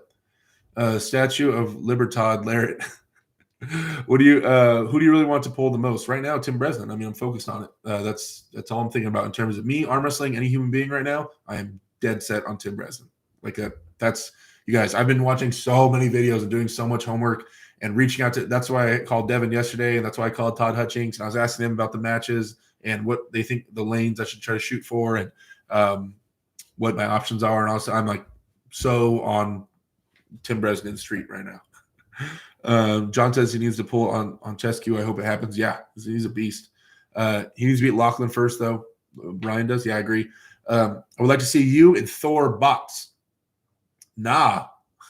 I have no boxing experience whatsoever. Thor's been training for a year. Hell no. Irakli, too much. They're out of the lockdown finally. Yes. How much is a super chat at tonight? Jeremy James. I've gotten like three super chats tonight. Yeah. So I don't know. Yeah, I'm not sure right off the top of my head. Derek, you're pretty, says Huz. Oh, thanks.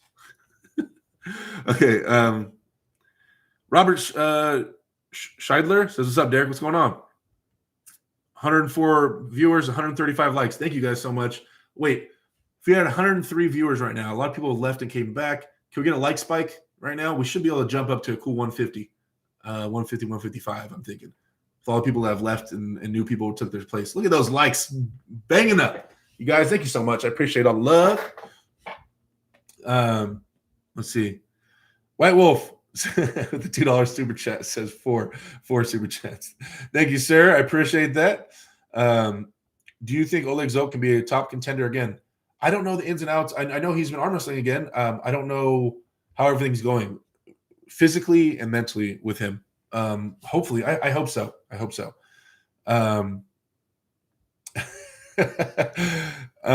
I want to catch up. Another super chat from Marsh Arm Wrestling says, nice thumbnail. Oh, we had a long conversation about thumbnails on Sunday. Me and Marsh did. Hey, you guys, if you get a chance, check out Marsh Arm Wrestling. So he's a newer arm wrestler, only a couple months in. He's in Southern California. He's making some cool content, and he definitely has a good feel for YouTube.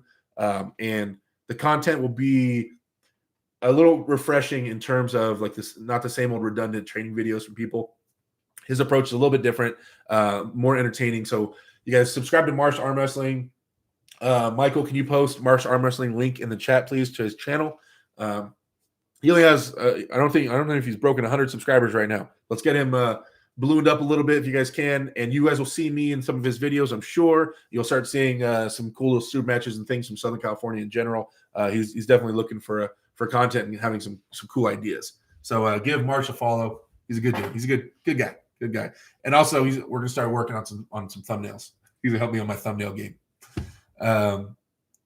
James Stewart says, to be honest, man, if you had some training with Devon for like a year, I truly believe you could make a shot at number one. Yeah, that would be crazy. Go up there for a year. You guys, all things would be possible.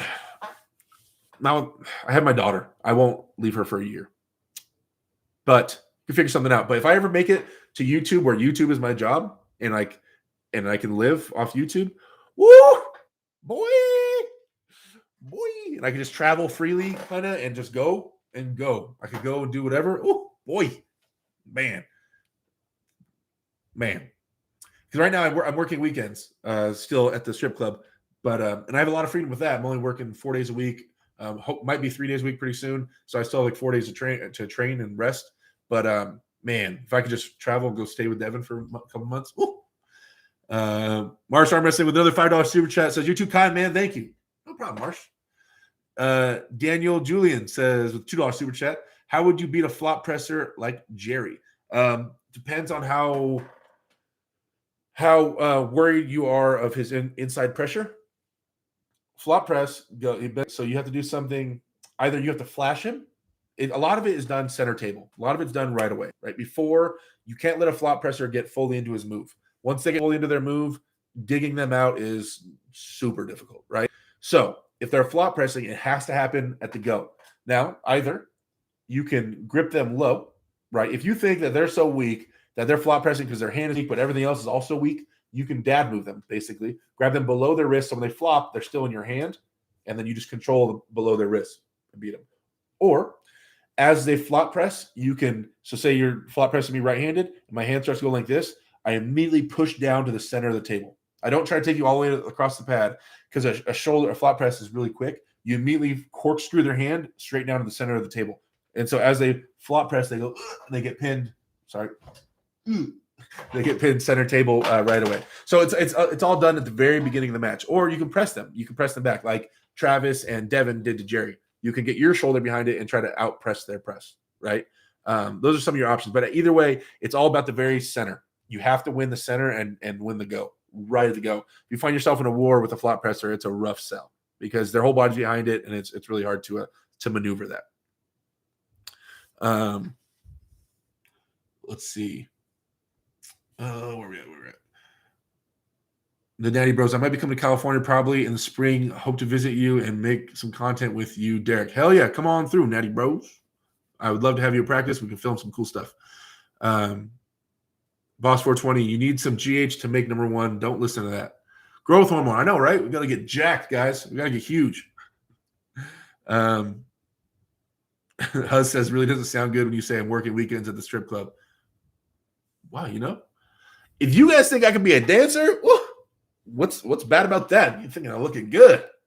Obviously, I'm doing security, but if anybody misconstrues that as I'm a dancer, then shit, they make good money.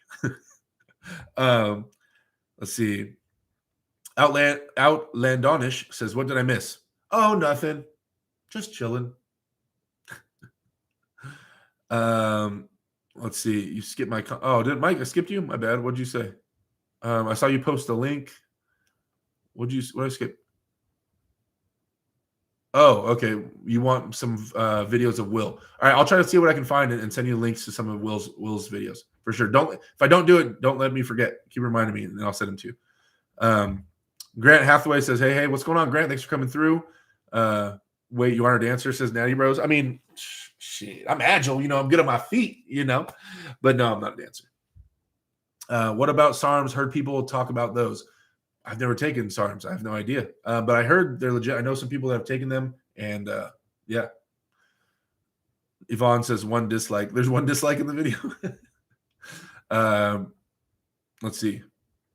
Everybody's shocked that I'm not a dancer. I appreciate that, guys. I mean, I appreciate it. I really do. But no, sadly, my dancing days are behind me. No longer a dancer. Not since the accident. That's never again. Never again.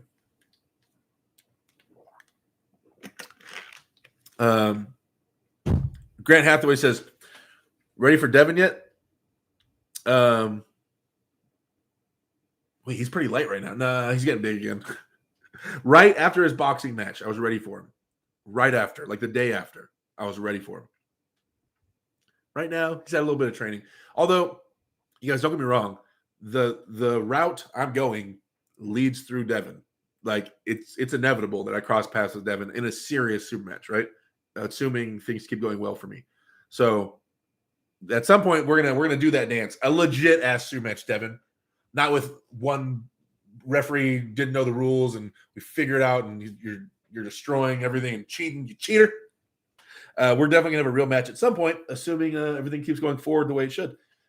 So we will figure that out. We will figure that out. Oh, man, that gets me just hyped just thinking about that. The day that I beat Devon. The day that I beat Devon Larratt. Oh, that son of a bitch. It's okay. Like I said 1,000 times, guys. I haven't said it in a while, though, so maybe you guys, some of you new guys haven't heard me say this. Devon, one dislike is Tom Nelson. Why would Tom hate on me? I didn't do anything to him. Okay, so Devon is, in my opinion, the smartest arm wrestler ever on the table.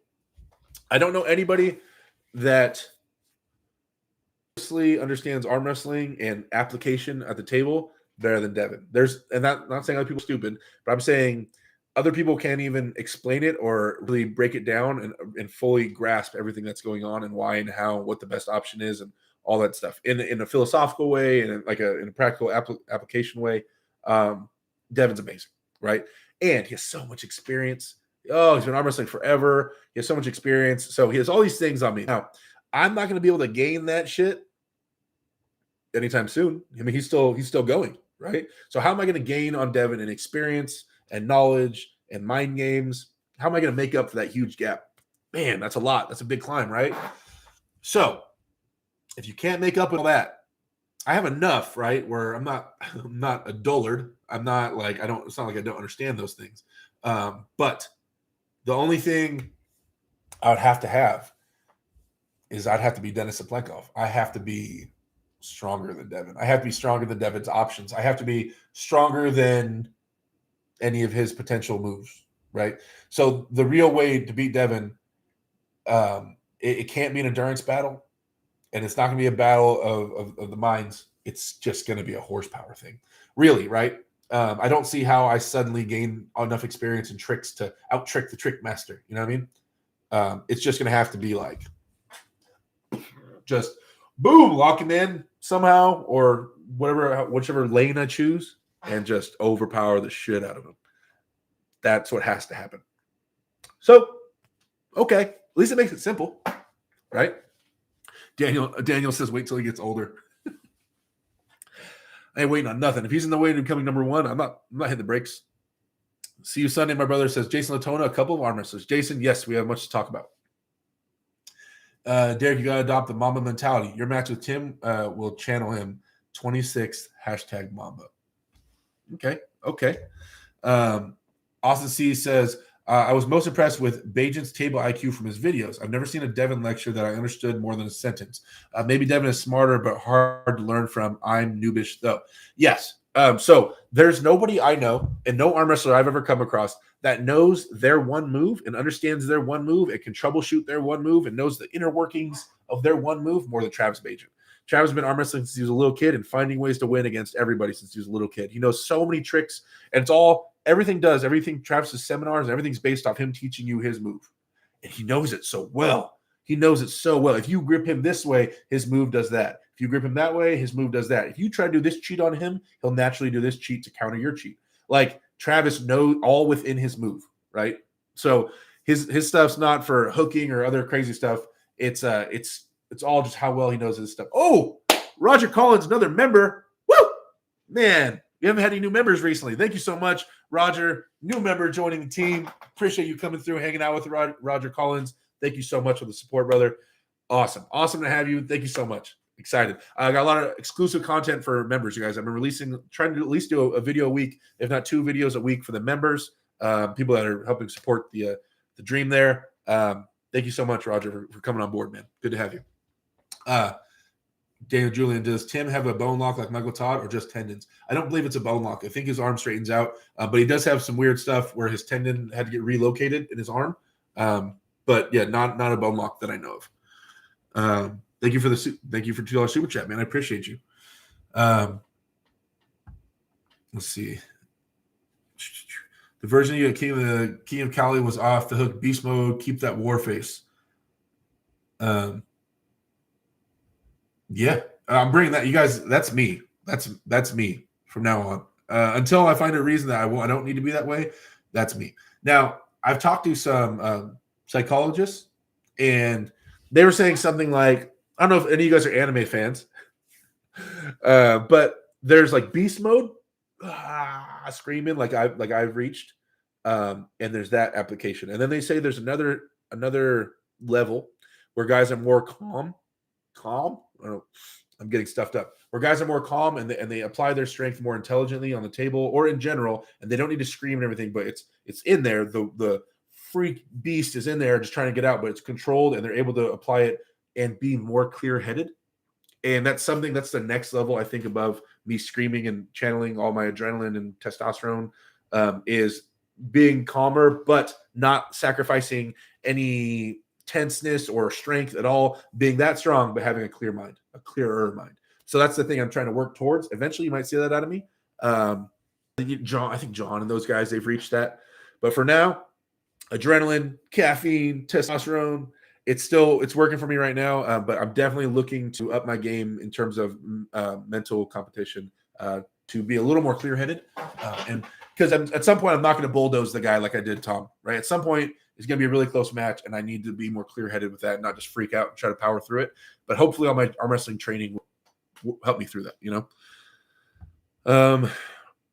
I've seen Larry's recent video. He's improving. No, I have not. I saw the lifting video. Oh, the ones with him and Irakli and Lavon pulling on the table after they did all the curls. I don't know if you can really read into that because their arms were shot. So, but I saw that video. If that's what you're talking about. Tamar says, record your next training on Sunday. I need to record some Sunday content for you guys. Derek, please, top 6 in the world right now. Oh, you're asking me who I rank top 6 in the world right now. Okay. Who I rank top 6 in the world today. Not who could be ready in 5 months, but today, right now. They had a tournament today. Who's top 5 in the world, or top 6 in the world? Sorry. This is off the top of my head, you guys, for you. So Lavon is number 1. Today, right? We're talking not what could, if Devon reaches 300 pounds, he could be okay, but he's not 300 pounds right now. So today, Lavon, Vitaly,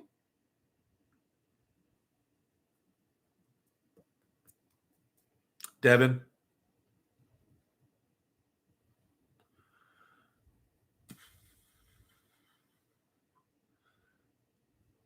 Mike,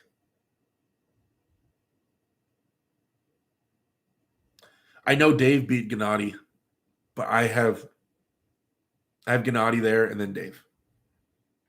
That's how I'll do it in my eyes. And I think Gennady beats Hermes. So, yeah, that's how it is in my eyes. Off the top of my head, maybe someone else will pop in there in a second in my head, but that's how I see it right now. Sorry for not answering that question. I saw you post that a couple times. I wasn't really thinking about what you were talking about. Jason, see you Sunday. Yes, sir. Where are we at? As a beginner, do you suggest arm wrestling more often or hitting the weights more? Is tendon strength or weightlifting strength best way to progress as a beginner? Joe Downing asked that question. That's a great question, Joe. I was actually going to break into a huge tangent about that. I'm going to release a video talking about that, purely about that, like a 5-minute video, 10-minute video of me on that topic, because I have a lot to say about that. I recently had a long discussion with Yvonne Cook and some new guys about that exact topic, about how it's approached over here in the West and how it's approached in the East, and what has more merit and what is a more successful way to approach training as a beginner. Because I think it's different depending on where you're at. I think it's a different answer for people from North America, and I think it's a different answer for people from Europe. I know all humans are the same, but in terms of what to promote as a captain and as a coach, what I promote to all new guys that enter my team is different, man. It kind of depends.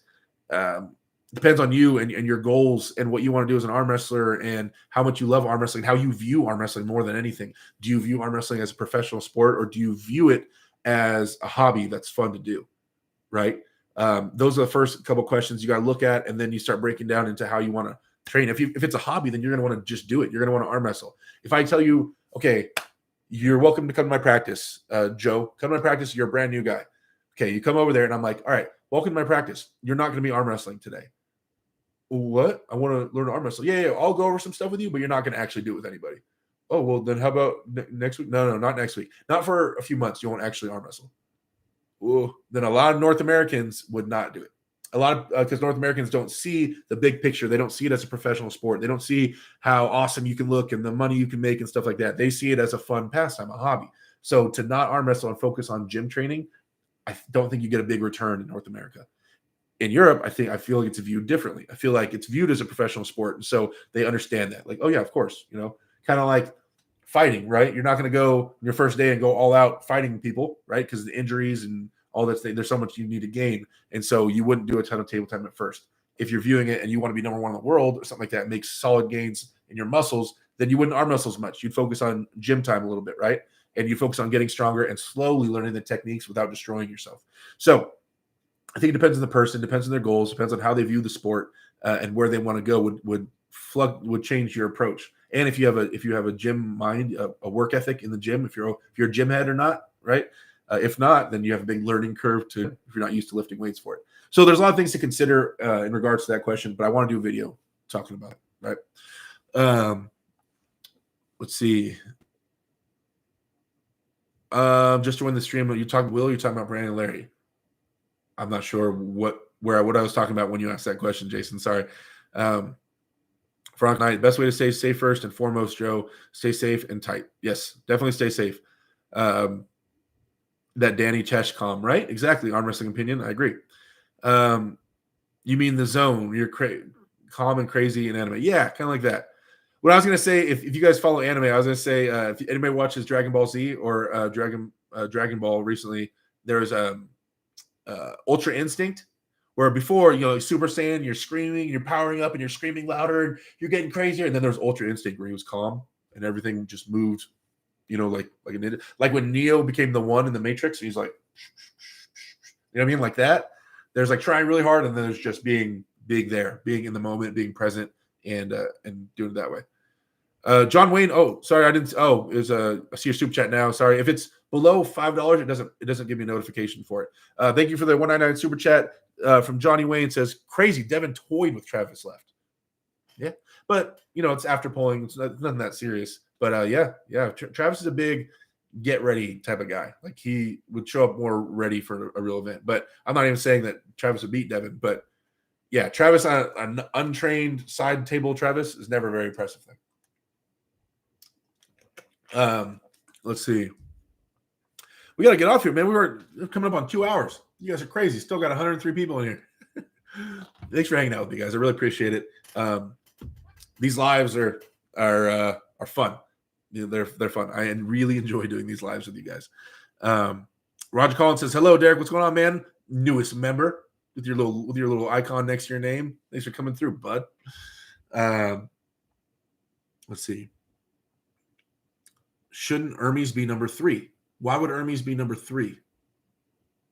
Why would Hermes be number 3 behind Vitali? Who has Hermes beat recently to put him at number 3? Huz. Statue of Libertad Larry says, "Thank you, Papito." 12 Gauge Mage says, "Is this real life, Derek? What's the next Voboda comeback?" I heard he's training. Maybe he wants a match with John. Woo, that'd be sick. Voboda and John again. Oh man, and especially if John is at a level of Devon, and then Voboda gets ready and comes back and has a match with John, and that means Voboda would be at the level of Devon. Crazy. That would be awesome. That would mean basically Voboda's back, more or less, right? Woo! He tried to come back. Tim put the brakes on that. But if Avoda didn't quit and stuck with it, dude, who knows? Oof, man, that'd be cool to see him fully in it. Let's see. White Wolf. Where do you rank John in the world rankings right now? Who knows, man? I mean, don't get me wrong. Dimitri is awesome, the guy he had the last year match with, but no one's world ranked right now. So it's a pure guessing game in terms of where John's at. His next 3 matches will really show us where he's at for sure. But yeah, right now it's a guessing game, man. It's a pure guessing game. Who knows? Let's see. If Gennady can get to the straps, otherwise he's toast, says Daniel Julian. Dude, you're talking about against Hermes? How can you think Gennady is toast? Like, he can do any move. He can top roll, hook, flop press. He's okay doing any move. He's like, so if he gets top rolled, he's just going to flop press. Or he'll get a deeper strap and shoot for a hook. Or he'll top roll him back. Like, that's what I'm saying. Hermes is more one-dimensional, way more one-dimensional than Gennady is. Way more. And Gennady is massive and strong right now. Like, he's such an amazing arm wrestler. So underrated. I can't. Woo! Okay, let's see. You should be Michael Myers or Jason for Halloween. I know. I was thinking about that same thing, getting a mask and walking around the streets at night. Veronica Knight says Derek is a great coach. Oh, thank you, Veronica. Wow, I can't even pronounce your whole name. Kodakara says, I dreamed of Irakli versus Hermes, and before I can see the winner, Mosquito woke me up. That's a good dream, man. I'm a decent chess player. If you want to challenge Devon Lair, I can point you in the right direction. Austin C. I appreciate that. You're going to teach me how to play chess? I know how to play chess. I mean, I know the rules. I'm not super good at it, though. Russell Monroe says, Ultra Ego. Huz says, I can listen to you talk for like 3 more hours, man. Thanks. Thank you. David Anderson, sorry, not gay. No anime here. Hey, anime is not gay, man. For those of you that don't know, I used to be a professional video game player, right? So I used to fly around the United States. I've been to every major city in the United States, used multiple times. I did it for like 6 years, where I'd fly around and compete in video game tournaments. So a lot of the people I hung out with were nerds, right? And so my best friends got me hooked on anime a long time ago when I was doing that. So yeah, I'm not gay. Matt Mass isn't even top 10, so I don't know why people say Hermes is top 3. That's what Lavon says. If John beats Devon, he'll go from not on your list to like number 3 or number 4 on your list. I mean, that means a ton if he beats Devon. It means a ton in terms of his rankings. It has to. Tex Prana says, you think Paul beats Dimitri? No, but I think that's more, my opinion on that is based more off styles. But I think we're going to see an amazing Paul Lynn. But I can't see him competing with John on his style. Now, against Dimitri's really good against, I think Dimitri would have Paul's hand the whole time. But we'll see. We'll see. Who's Gennady beaten recently? He looks great and strong, lifts, but there's nothing to go off of. Well, last win I'm going off of would have been his win on he had the win on Tim Bresnan, and he was so close to beating Dave Chafee. He literally lost by like the last round. He started pinning Dave, and Dave lucked out and got like one big surge and beat him. So, and that was the last time we saw it, and he was in way worse shape then, considerably worse shape when he did those matches. And he's way bigger and stronger right now. So, yeah, and that there's no way. He's on a different level right now. I'd bank on it. Yeah. I like Gennady, but I think Hermes is tough match for him for sure. But why do you say Hermes is a tough match for him? Like stylistically, what about Hermes poses a bigger threat to Gennady than he would to anybody else? Like, because Gennady doesn't have a set style, so how is Hermes how is Hermes the kryptonite to Gennady, or how is he a tough match for Gennady specifically? I wonder. Diaz1 says, what happened to John's shoulder popping? Was he trolling us? I don't know. I mean, he's always having trouble, shoulder troubles.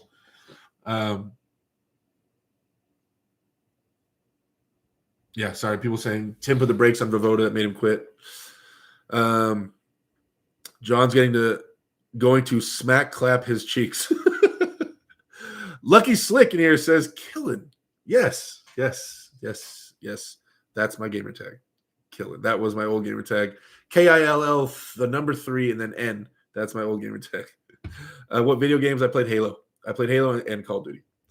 Don't worry about video games too much. Too much training to be done. Oh, I know. Yeah, no. We're on the arm wrestling track now, guys. Let's see. Hermes has a great hand and wrist, and Gennady is known for having a weak hand and wrist, basically. Ooh, man. All right. That's what you think. That's what you think, Joe. All right, Joe. All right. Pong's the ultimate video game, says White Wolf. Oh, man. Gennady without a beard is okay, but Gennady with a beard is ultra instinct. He'll flop press. If he loses his hand, Gennady's going to flop press the shit out of him. Right? So, yeah. And what's the answer? So if Gennady starts flop pressing, just like I answered the other guy's question recently about flop pressing, if Gennady starts flop pressing, what is Hermes going to do? Grab Gennady below the wrist? He don't want none of that. He don't want none of that grabbing Gennady below the wrist. I guarantee you that. So what? What's his answer for Gennady's flop press? And Gennady's fast too. That's what I'm saying. He has too many options, dude. Natty Bro says, play Apex with me, Derek. I've never played that game. John's going to make him eat scat. Which arm wrestlers would make a good Halloween costume? Richard Lupke's. That's the scariest man I've ever seen in person. Ever, the nicest dude I've ever met. One of the nicest dudes I've ever met, and probably the scariest human being I've ever stood next to would be Richard Lupke's. That is a man of nightmares. Like all the things that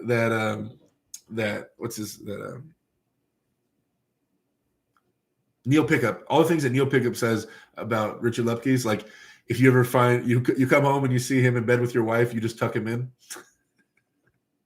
That dude's a scary dude. Let's see, Derek Woodens. This is very good. Yeah, I dressed up as Herman Stevens for Halloween. I think I did it twice, actually. How's your King's move? I don't have a King's move. I tried one a couple months ago at practice. It hurts, man. That does not feel good. I didn't try to work it. I just was joking around, but that shit hurts.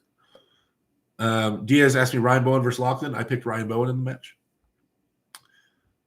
Lucky Slick says, well, I thought you looked familiar, but I wasn't sure. That's crazy. I remember seeing you at an event way back in the day. I made a mental note to not ever talk shit to you. Yeah, man, I'm a little bigger than when I play video games, but yeah, that was me. If Lachlan stops a hit, it's over for Blue. If Lachlan stops, but keyless, what makes you think that? So if Lachlan stops the hit, it's over for Blue. Okay, so Blue hits, Lachlan stops it. Then you think every round after that, Lachlan's strength gap is that much above Blue's. Because if Blue stops Lachlan, that's what I'm more interested in. I don't see Blue flashing Lachlan anytime in the first couple rounds. If he does, holy shit, that's crazy. But if the real interesting part to me is if Blue can stop Lachlan at all. If he puts the brakes on Lachlan, I think it's a really bad thing for Lachlan. Really bad. I don't see Lachlan making necessary adjustments to overcome that. I think he'll try to horsepower through it. And if Blue bleeds him, that's it in my eyes, but maybe I'm wrong. We'll see. Do you think Lepke could still get to world ranked? I don't know how healthy he is right now. Richard's an awesome guy. He's so awesome. And I hope he's doing well, but I don't know his current status. He's an older dude, you guys, but God, such a beast. Richard's costume would kill it, literally. Daniel Julian says, Michael Todd said Richard accidentally hurt his hand when they were all praying. I believe it. I wanted to arm wrestle Richard Lepke's. I mean, I didn't, and I did. That just seems crazy. He seems so strong. Daniel Julian says before a tournament.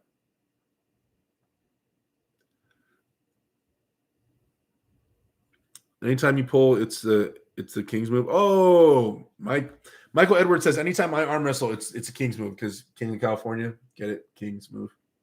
I see what you're doing there, Mike. I see what you're doing. Diaz says Lepke's was great, just lacked flexibility. Potentially. All right, guys. You should go train with Richard. He's still at it. Cody Geck says, is there something specific you need to improve on to crack top 5 in North America, or is it a matter of more experience? Experience always helps. But I don't think that's the thing I'm missing. Yeah, just general strengths, hand and wrist. Everything starts with your hand and wrist, guys. And I'm doing a ton of it. And but that leads to everything else. Like, who's to say that my chest right now? I don't know what I bench. It's probably nothing too impressive. Hopefully, I can get a 400-pound bench up. All right, so that's somewhere around where I bench. Who's to say my 400-pound bench isn't enough if I can't convey all 400 pounds of that bench to my hand? It has to go through through my fingers, through the wrist joint, through the elbow joint, through the shoulder joint. That's where the muscle's at. So all these other joints have to be strong enough to support that, right? So am I strong enough? Who knows? It's this. The biggest thing is the hand and wrist and how much of my power it can convey. So what's the point of getting everything really strong if your hand and wrist is really weak, or your elbow isn't conditioned enough to apply the pressure you need, right? So always think in terms of that, in terms of joints and applying and strengthening the links in the chain. And this is always number one, the first link, right? It's the one that sways the most matches. Is hand control, right? So some people are like, but what about Todd Hutchings? Todd Hutchings loses hand control and he still wins. Okay, then we start talking about elbow conditioning and your ability to slam sideways and be comfortable there. But he still has a nutty bicep and all this other stuff, right? So, yeah, your joints and everything have to be conditioned. So elbow joint and your wrist have to be at a certain level. Yeah, so I think it's general strength, general arm wrestling strengths, specifically hand and wrist. My hand wrist is really strong, especially at a local level or California level. It's great. It's good to go. But we're looking at the world level. We're looking at Lavon's wrist, which like goes out like this much further than mine. We're looking at that. That's what we're looking to crack, guys. Anybody know what's going on with Ongarbayev? I have not heard anything. You and Corey West should go at her. One day we will. Is AWL coming back? Any insight? AWL.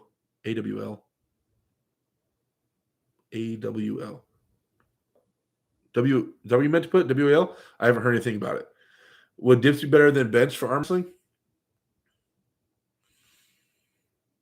I don't know. I mean, I'd say they're about even in my mind right now. I'd have to really get into dips. And it depends on how you bench too. Yeah, I don't know. They'd be close in my mind. Let's see. Yeah, but bench doesn't necessarily translate to side pressure, says Daniel Julian. Bench does work your chest. I know it doesn't only work your chest, and I know sometimes it doesn't even primarily work your chest, but it does work your chest. Your chest is a major component of side pressure. Your pecs connect and help with internal rotation. Your ability to slide your elbow is controlled a lot by your pecs, right? And that's conditioned via bench, right? So yes, your chest has a lot to do with side pressure. Your ability to slide your elbow is your chest. That motion is your chest. So your chest has a lot to do with side pressure. That's half of side pressure, sliding your elbow. The other half would be your rotator cuff and your shoulder. Your what's it called? The part of your rotator cuff. Off the top of my head, I can't think of it right now. But yeah, your rotator cuff and your chest are the two biggest things for side pressure. What are your thoughts on RVJ? He's a great champion, for sure. He has some crazy thoughts, some crazy ideas, but he's a great dude. Dips and close. Can you beat Corey West or Cody? Oh, can I beat Cody West? Oh, Cody West? No fucking way. I have no chance with Cody West. I thought you were talking about Corey West. Oh, Cody West, he's a beast. He's a beast. J-Web Fitness says, oh, snap. What's up? What's up, J-Web? I hope RVJ starts training seriously. He has great potential, massive hand, huge biceps, super strong, great potential for top 5. If he's stuck with it and goes ham, yeah, RVJ could do a lot of things. Yeah, but Toddzilla has super strong hand too. When he loses hand, he doesn't actually lose it. His cup is still strong enough to not get fully turned palm up. If he does, he loses. True. Cable flies for side pressure and keeping your arm close to your body. Serratus says, Mark Shanahan. Yeah, but what is it? I can't think of it. It's on the tip of my tongue. Part of your rotator cuff, dude. It's gonna, yeah. Serratus, but there's what is the word? Cable flies and rotator cuff exercises. What do you think of Larry's recent progress with the Rockley and Lavon and his chances against Brendan? They seem impressed with his strength. Yeah, he's strong, and Larry will gain strength quick. It's application on the table and getting all that working together is the biggest thing. Larry tends to give up center and pull from the bicep. He has bad habits. He needs to break. Yeah, he needs just table. It's application on the table. Just lots of table time. I think right now, if I took over Larry's training right now and I was out there again, we would be doing table time almost every day at like 10%, like nothing hard. Literally just going like over like feather arm wrestling. I shoot here, you tighten up here, and I want to feel him slide his, elbow. Okay, here, and then just going over hypothetical matches and just going through the motions and keeping him tighter and tighter, and recruiting those muscles. But with light resistance, not enough to tear down his joints and keep doing it. That's what he needs. And then in the gym, it would be hand and wrist shit, a ton of hand and wrist. I think he has enough of everything else to be really competitive at any level. He just needs more table application. Larry tends to go up center. Oh, wait, I read that. They're trying to make Larry look good on his channel. Maybe. I can't wait to win money staking Gennady. Delts, says Jeff LeGrande. David Finnis, thoughts on arm wrestling every day to get stronger? To get stronger? No. I mean, no. Not arm wrestling every day to get stronger.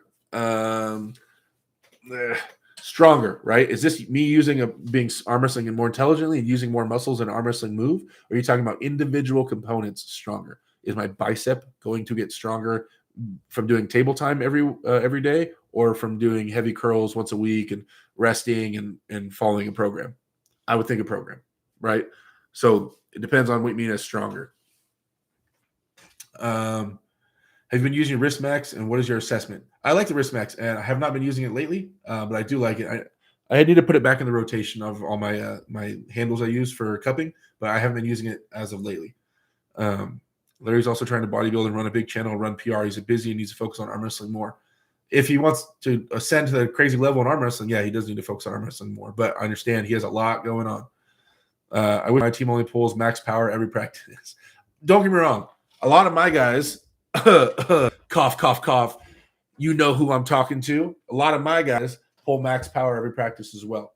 And all I can do is provide the information. And if you follow it, then that's on you. When you go to practice, you guys, whatever team you're on, for those that are arm wrestlers out here, whatever team you're on, you have to control your practice. You have to control your list of priorities, and you have to control what you do in that practice. Now, unless you're paying a dude to coach you and to stand by you and be like, stop doing that move. Okay, keep your elbow. Like, unless you're paying someone to be on you like that, then you run your own programming, right? So when you go up there and you grab another guy's hand at practice, you need to tell him, all right, listen, I want to work on this move, for instance. Let me get into this hook and then start putting some pressure on my bicep, and then I want to start rotating here. You have to communicate. Communication is massive in practice. But if you don't do that, if you walk up and you just grab someone's hand and start getting ready to arm wrestle, they're going to arm wrestle with you, right? That's what's about to happen. You're going to have a war. That's how it goes in all North American practices. If you don't say shit, use grip, then they're going to start trying to pin you. So it's all through communication, guys. The biggest thing you can do is keep a list of what you want to do at practice, what you want to work on, and intelligently work through that list and get good working on all the things you need to work on. But only you can make that happen, right? It's not the team's fault, right? It's if anything, it's the way we view arm wrestling in North America is it's that fault. But the guys want to grip and rip, and you need to explain to them, hey, let me pin you, but let me go through the bicep this way. But let me pin you. I want to work on pinning. Right? If you say that, what kind of asshole would be like, no, you ain't pinning this at practice? You know what I mean? They'll let you, of course. So then that's how you work on things, right? So you have to control your own destiny. Let's see. Heraclio Ramirez, my boy, says I only pull max against Mike. Pulling max is just really fun. It is. What's going on here? 2 hours and 40 minutes. This is crazy. We're getting it tonight, boys. I know. How many? There's still 96 people in here. It gets back up over 100 every once in a while. I do need to get off. I need to update the brackets. And I got to go to the gym still. You guys are keeping me on here. Let's see. Who's the arm wrestler that impressed you the most? Like ever? Well, I mean, like I said, Devon's my favorite arm wrestler to watch. Just the way his abilities and the way he applies his mind on the table. Probably Devon. I mean, he's obviously impressed me the most. That's why he's my favorite to watch. J-Web Fitness, after I crack Will, I'm going to crack you. That's what Mike says. Last arm break you've seen in person? It's been a while. Thank God. Yeah, luckily people have been pretty safe around me. I've never had anybody on my team break their arm ever in 7 years. First thing we do is safety, always. And I've had one arm break at one of my practices in 7 years. We had one arm break, but it was a massive practice I had. There was like a ton of people there. And they because Paul Passmore, Wes Bjornsson, and Artem Toprol all came out. And they came out for a giant practice. So everybody from all the surrounding teams all came to my team.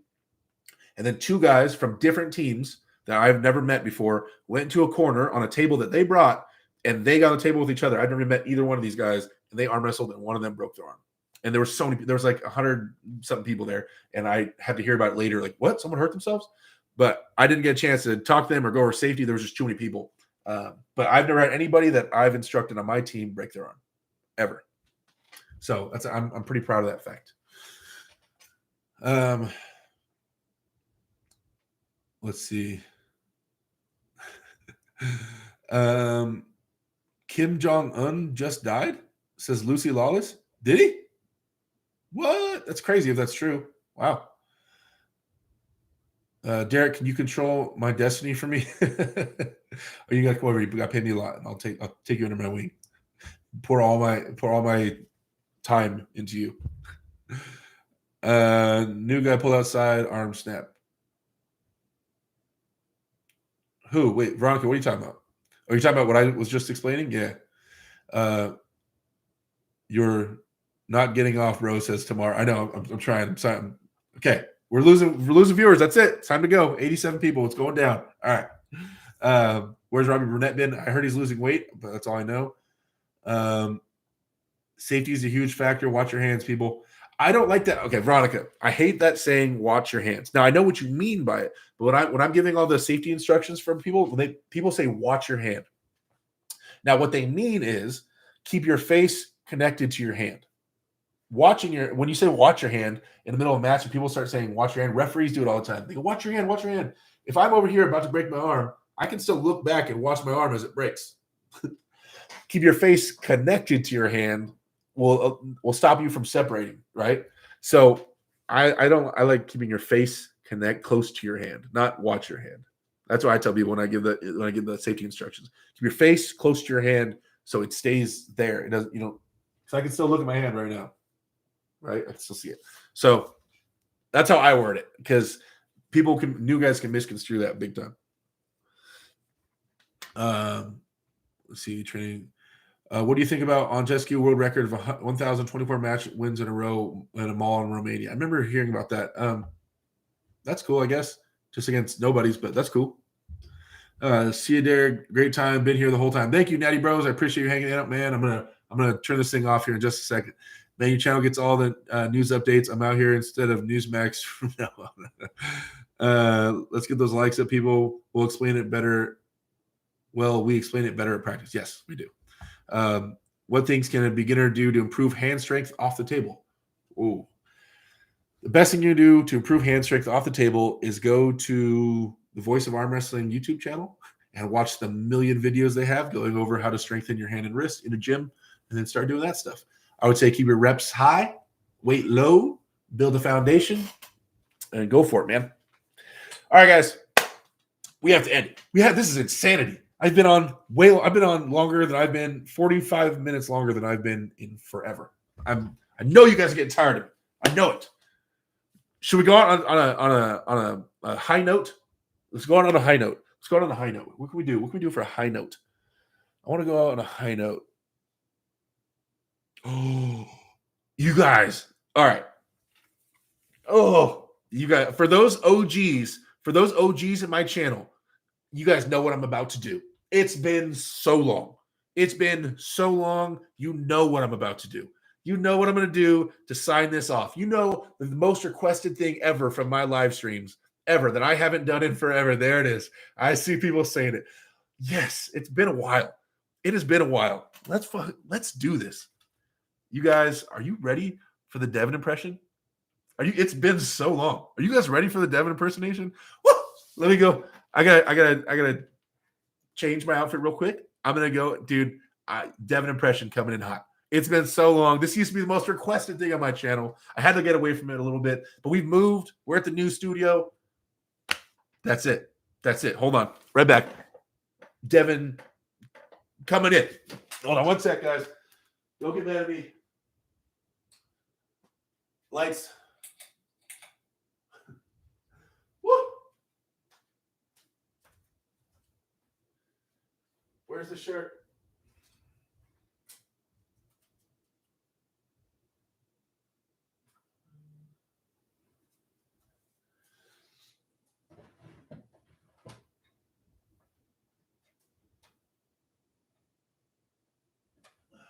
All right, guys.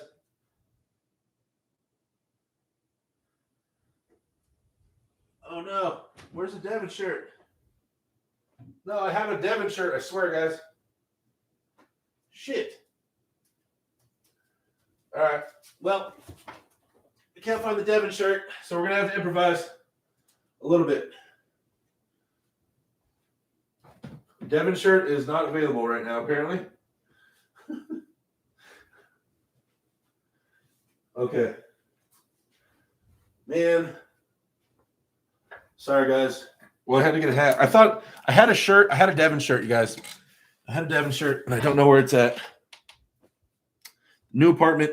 Things got moved around. And I don't have the long hair. Okay. For those of you guys who don't remember how to do this, this is the game. This is a signing off challenge here. I need a topic. Obviously, if someone super chats me the topic, you get to choose the topic. If I get a super chat right now for the topic, you get it. Now, the question is, what would you ask Devon? And then I get to respond as Devon Larratt in the most Devon Larratt-like response you've ever seen that I can do, looking like this, even though I don't really look like Devon at all right now. But super chat gets a question. If not, I'm just going to pick a question off the screen. So you guys ask Devon a question in the chat. Let's see. It starts with Devon and then the question. Let's see.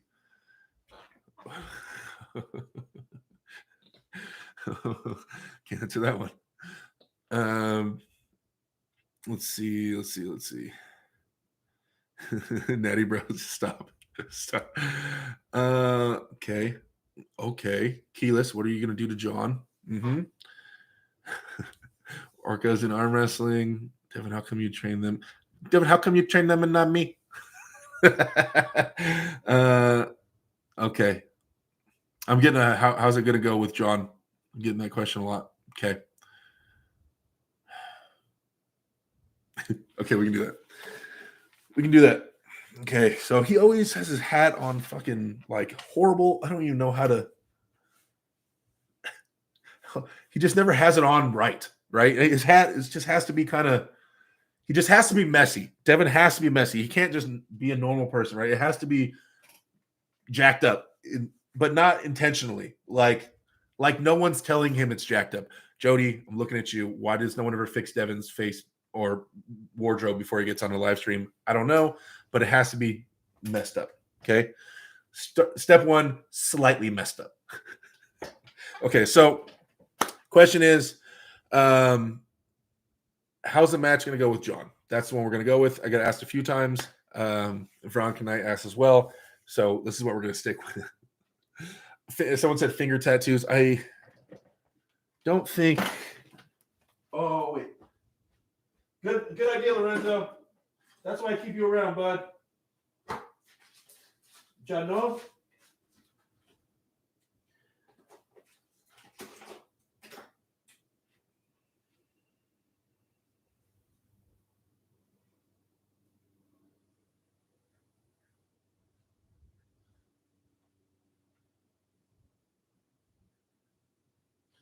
All right, guys. It's coming. It's coming.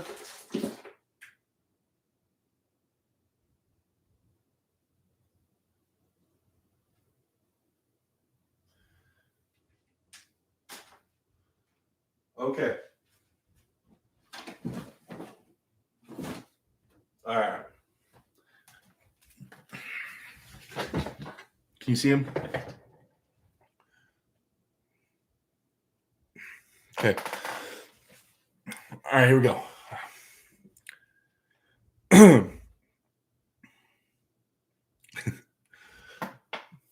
Hey, Devon. How are you going to beat John? Yeah. John. That's an interesting match. The thing about John is, and approaching John, there's always a man. There's a man that's always set aside. He's always in front of his peers, someone to be chased. You have to consider this man a threat, as always, someone not to be taken lightly. John represents this in many ways. Trying to chase him has been a life goal of mine. I feel like it's something that I'm destined to do. Now, like an animal, like a tiger, you stalk your prey. But when you're ready for the kill, it's not when they're ready for it. You come out of nowhere. That's how I'm going to beat John.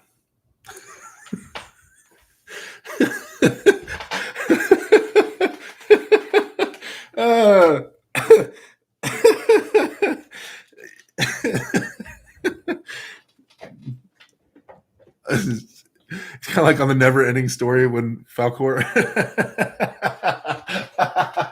I should have mentioned the Never-Ending Story with Falcor. You're right. It's a good right. Devon the Hunter Larrett, spot on again. Thanks, guys. All right, guys. Thank you so much for hanging out with me tonight. Kicking with me. We tried the 3.5. We didn't get it. Got really close. Bunch of questions. Was able to answer those. Like I said, I'm releasing a video pretty soon on training as a new guy and what to focus on as a new guy. I really want to release that next couple of days. Check out the Discord. If you guys get a chance, please join. The memberships really supports the channel. I appreciate it. All the guys in here with these cool little icons next to their name, like White Wolf and the Texas Piranha and all them, they're all members, all support me. Once again, it helps me out, and so I can travel to Todd Hutchings' house and go train with him in like a month or so, right? Either way, you guys just hanging out means a ton for me. Yeah, I will talk to you guys later. Those are my team. Love you guys to death. See you guys later. Be good.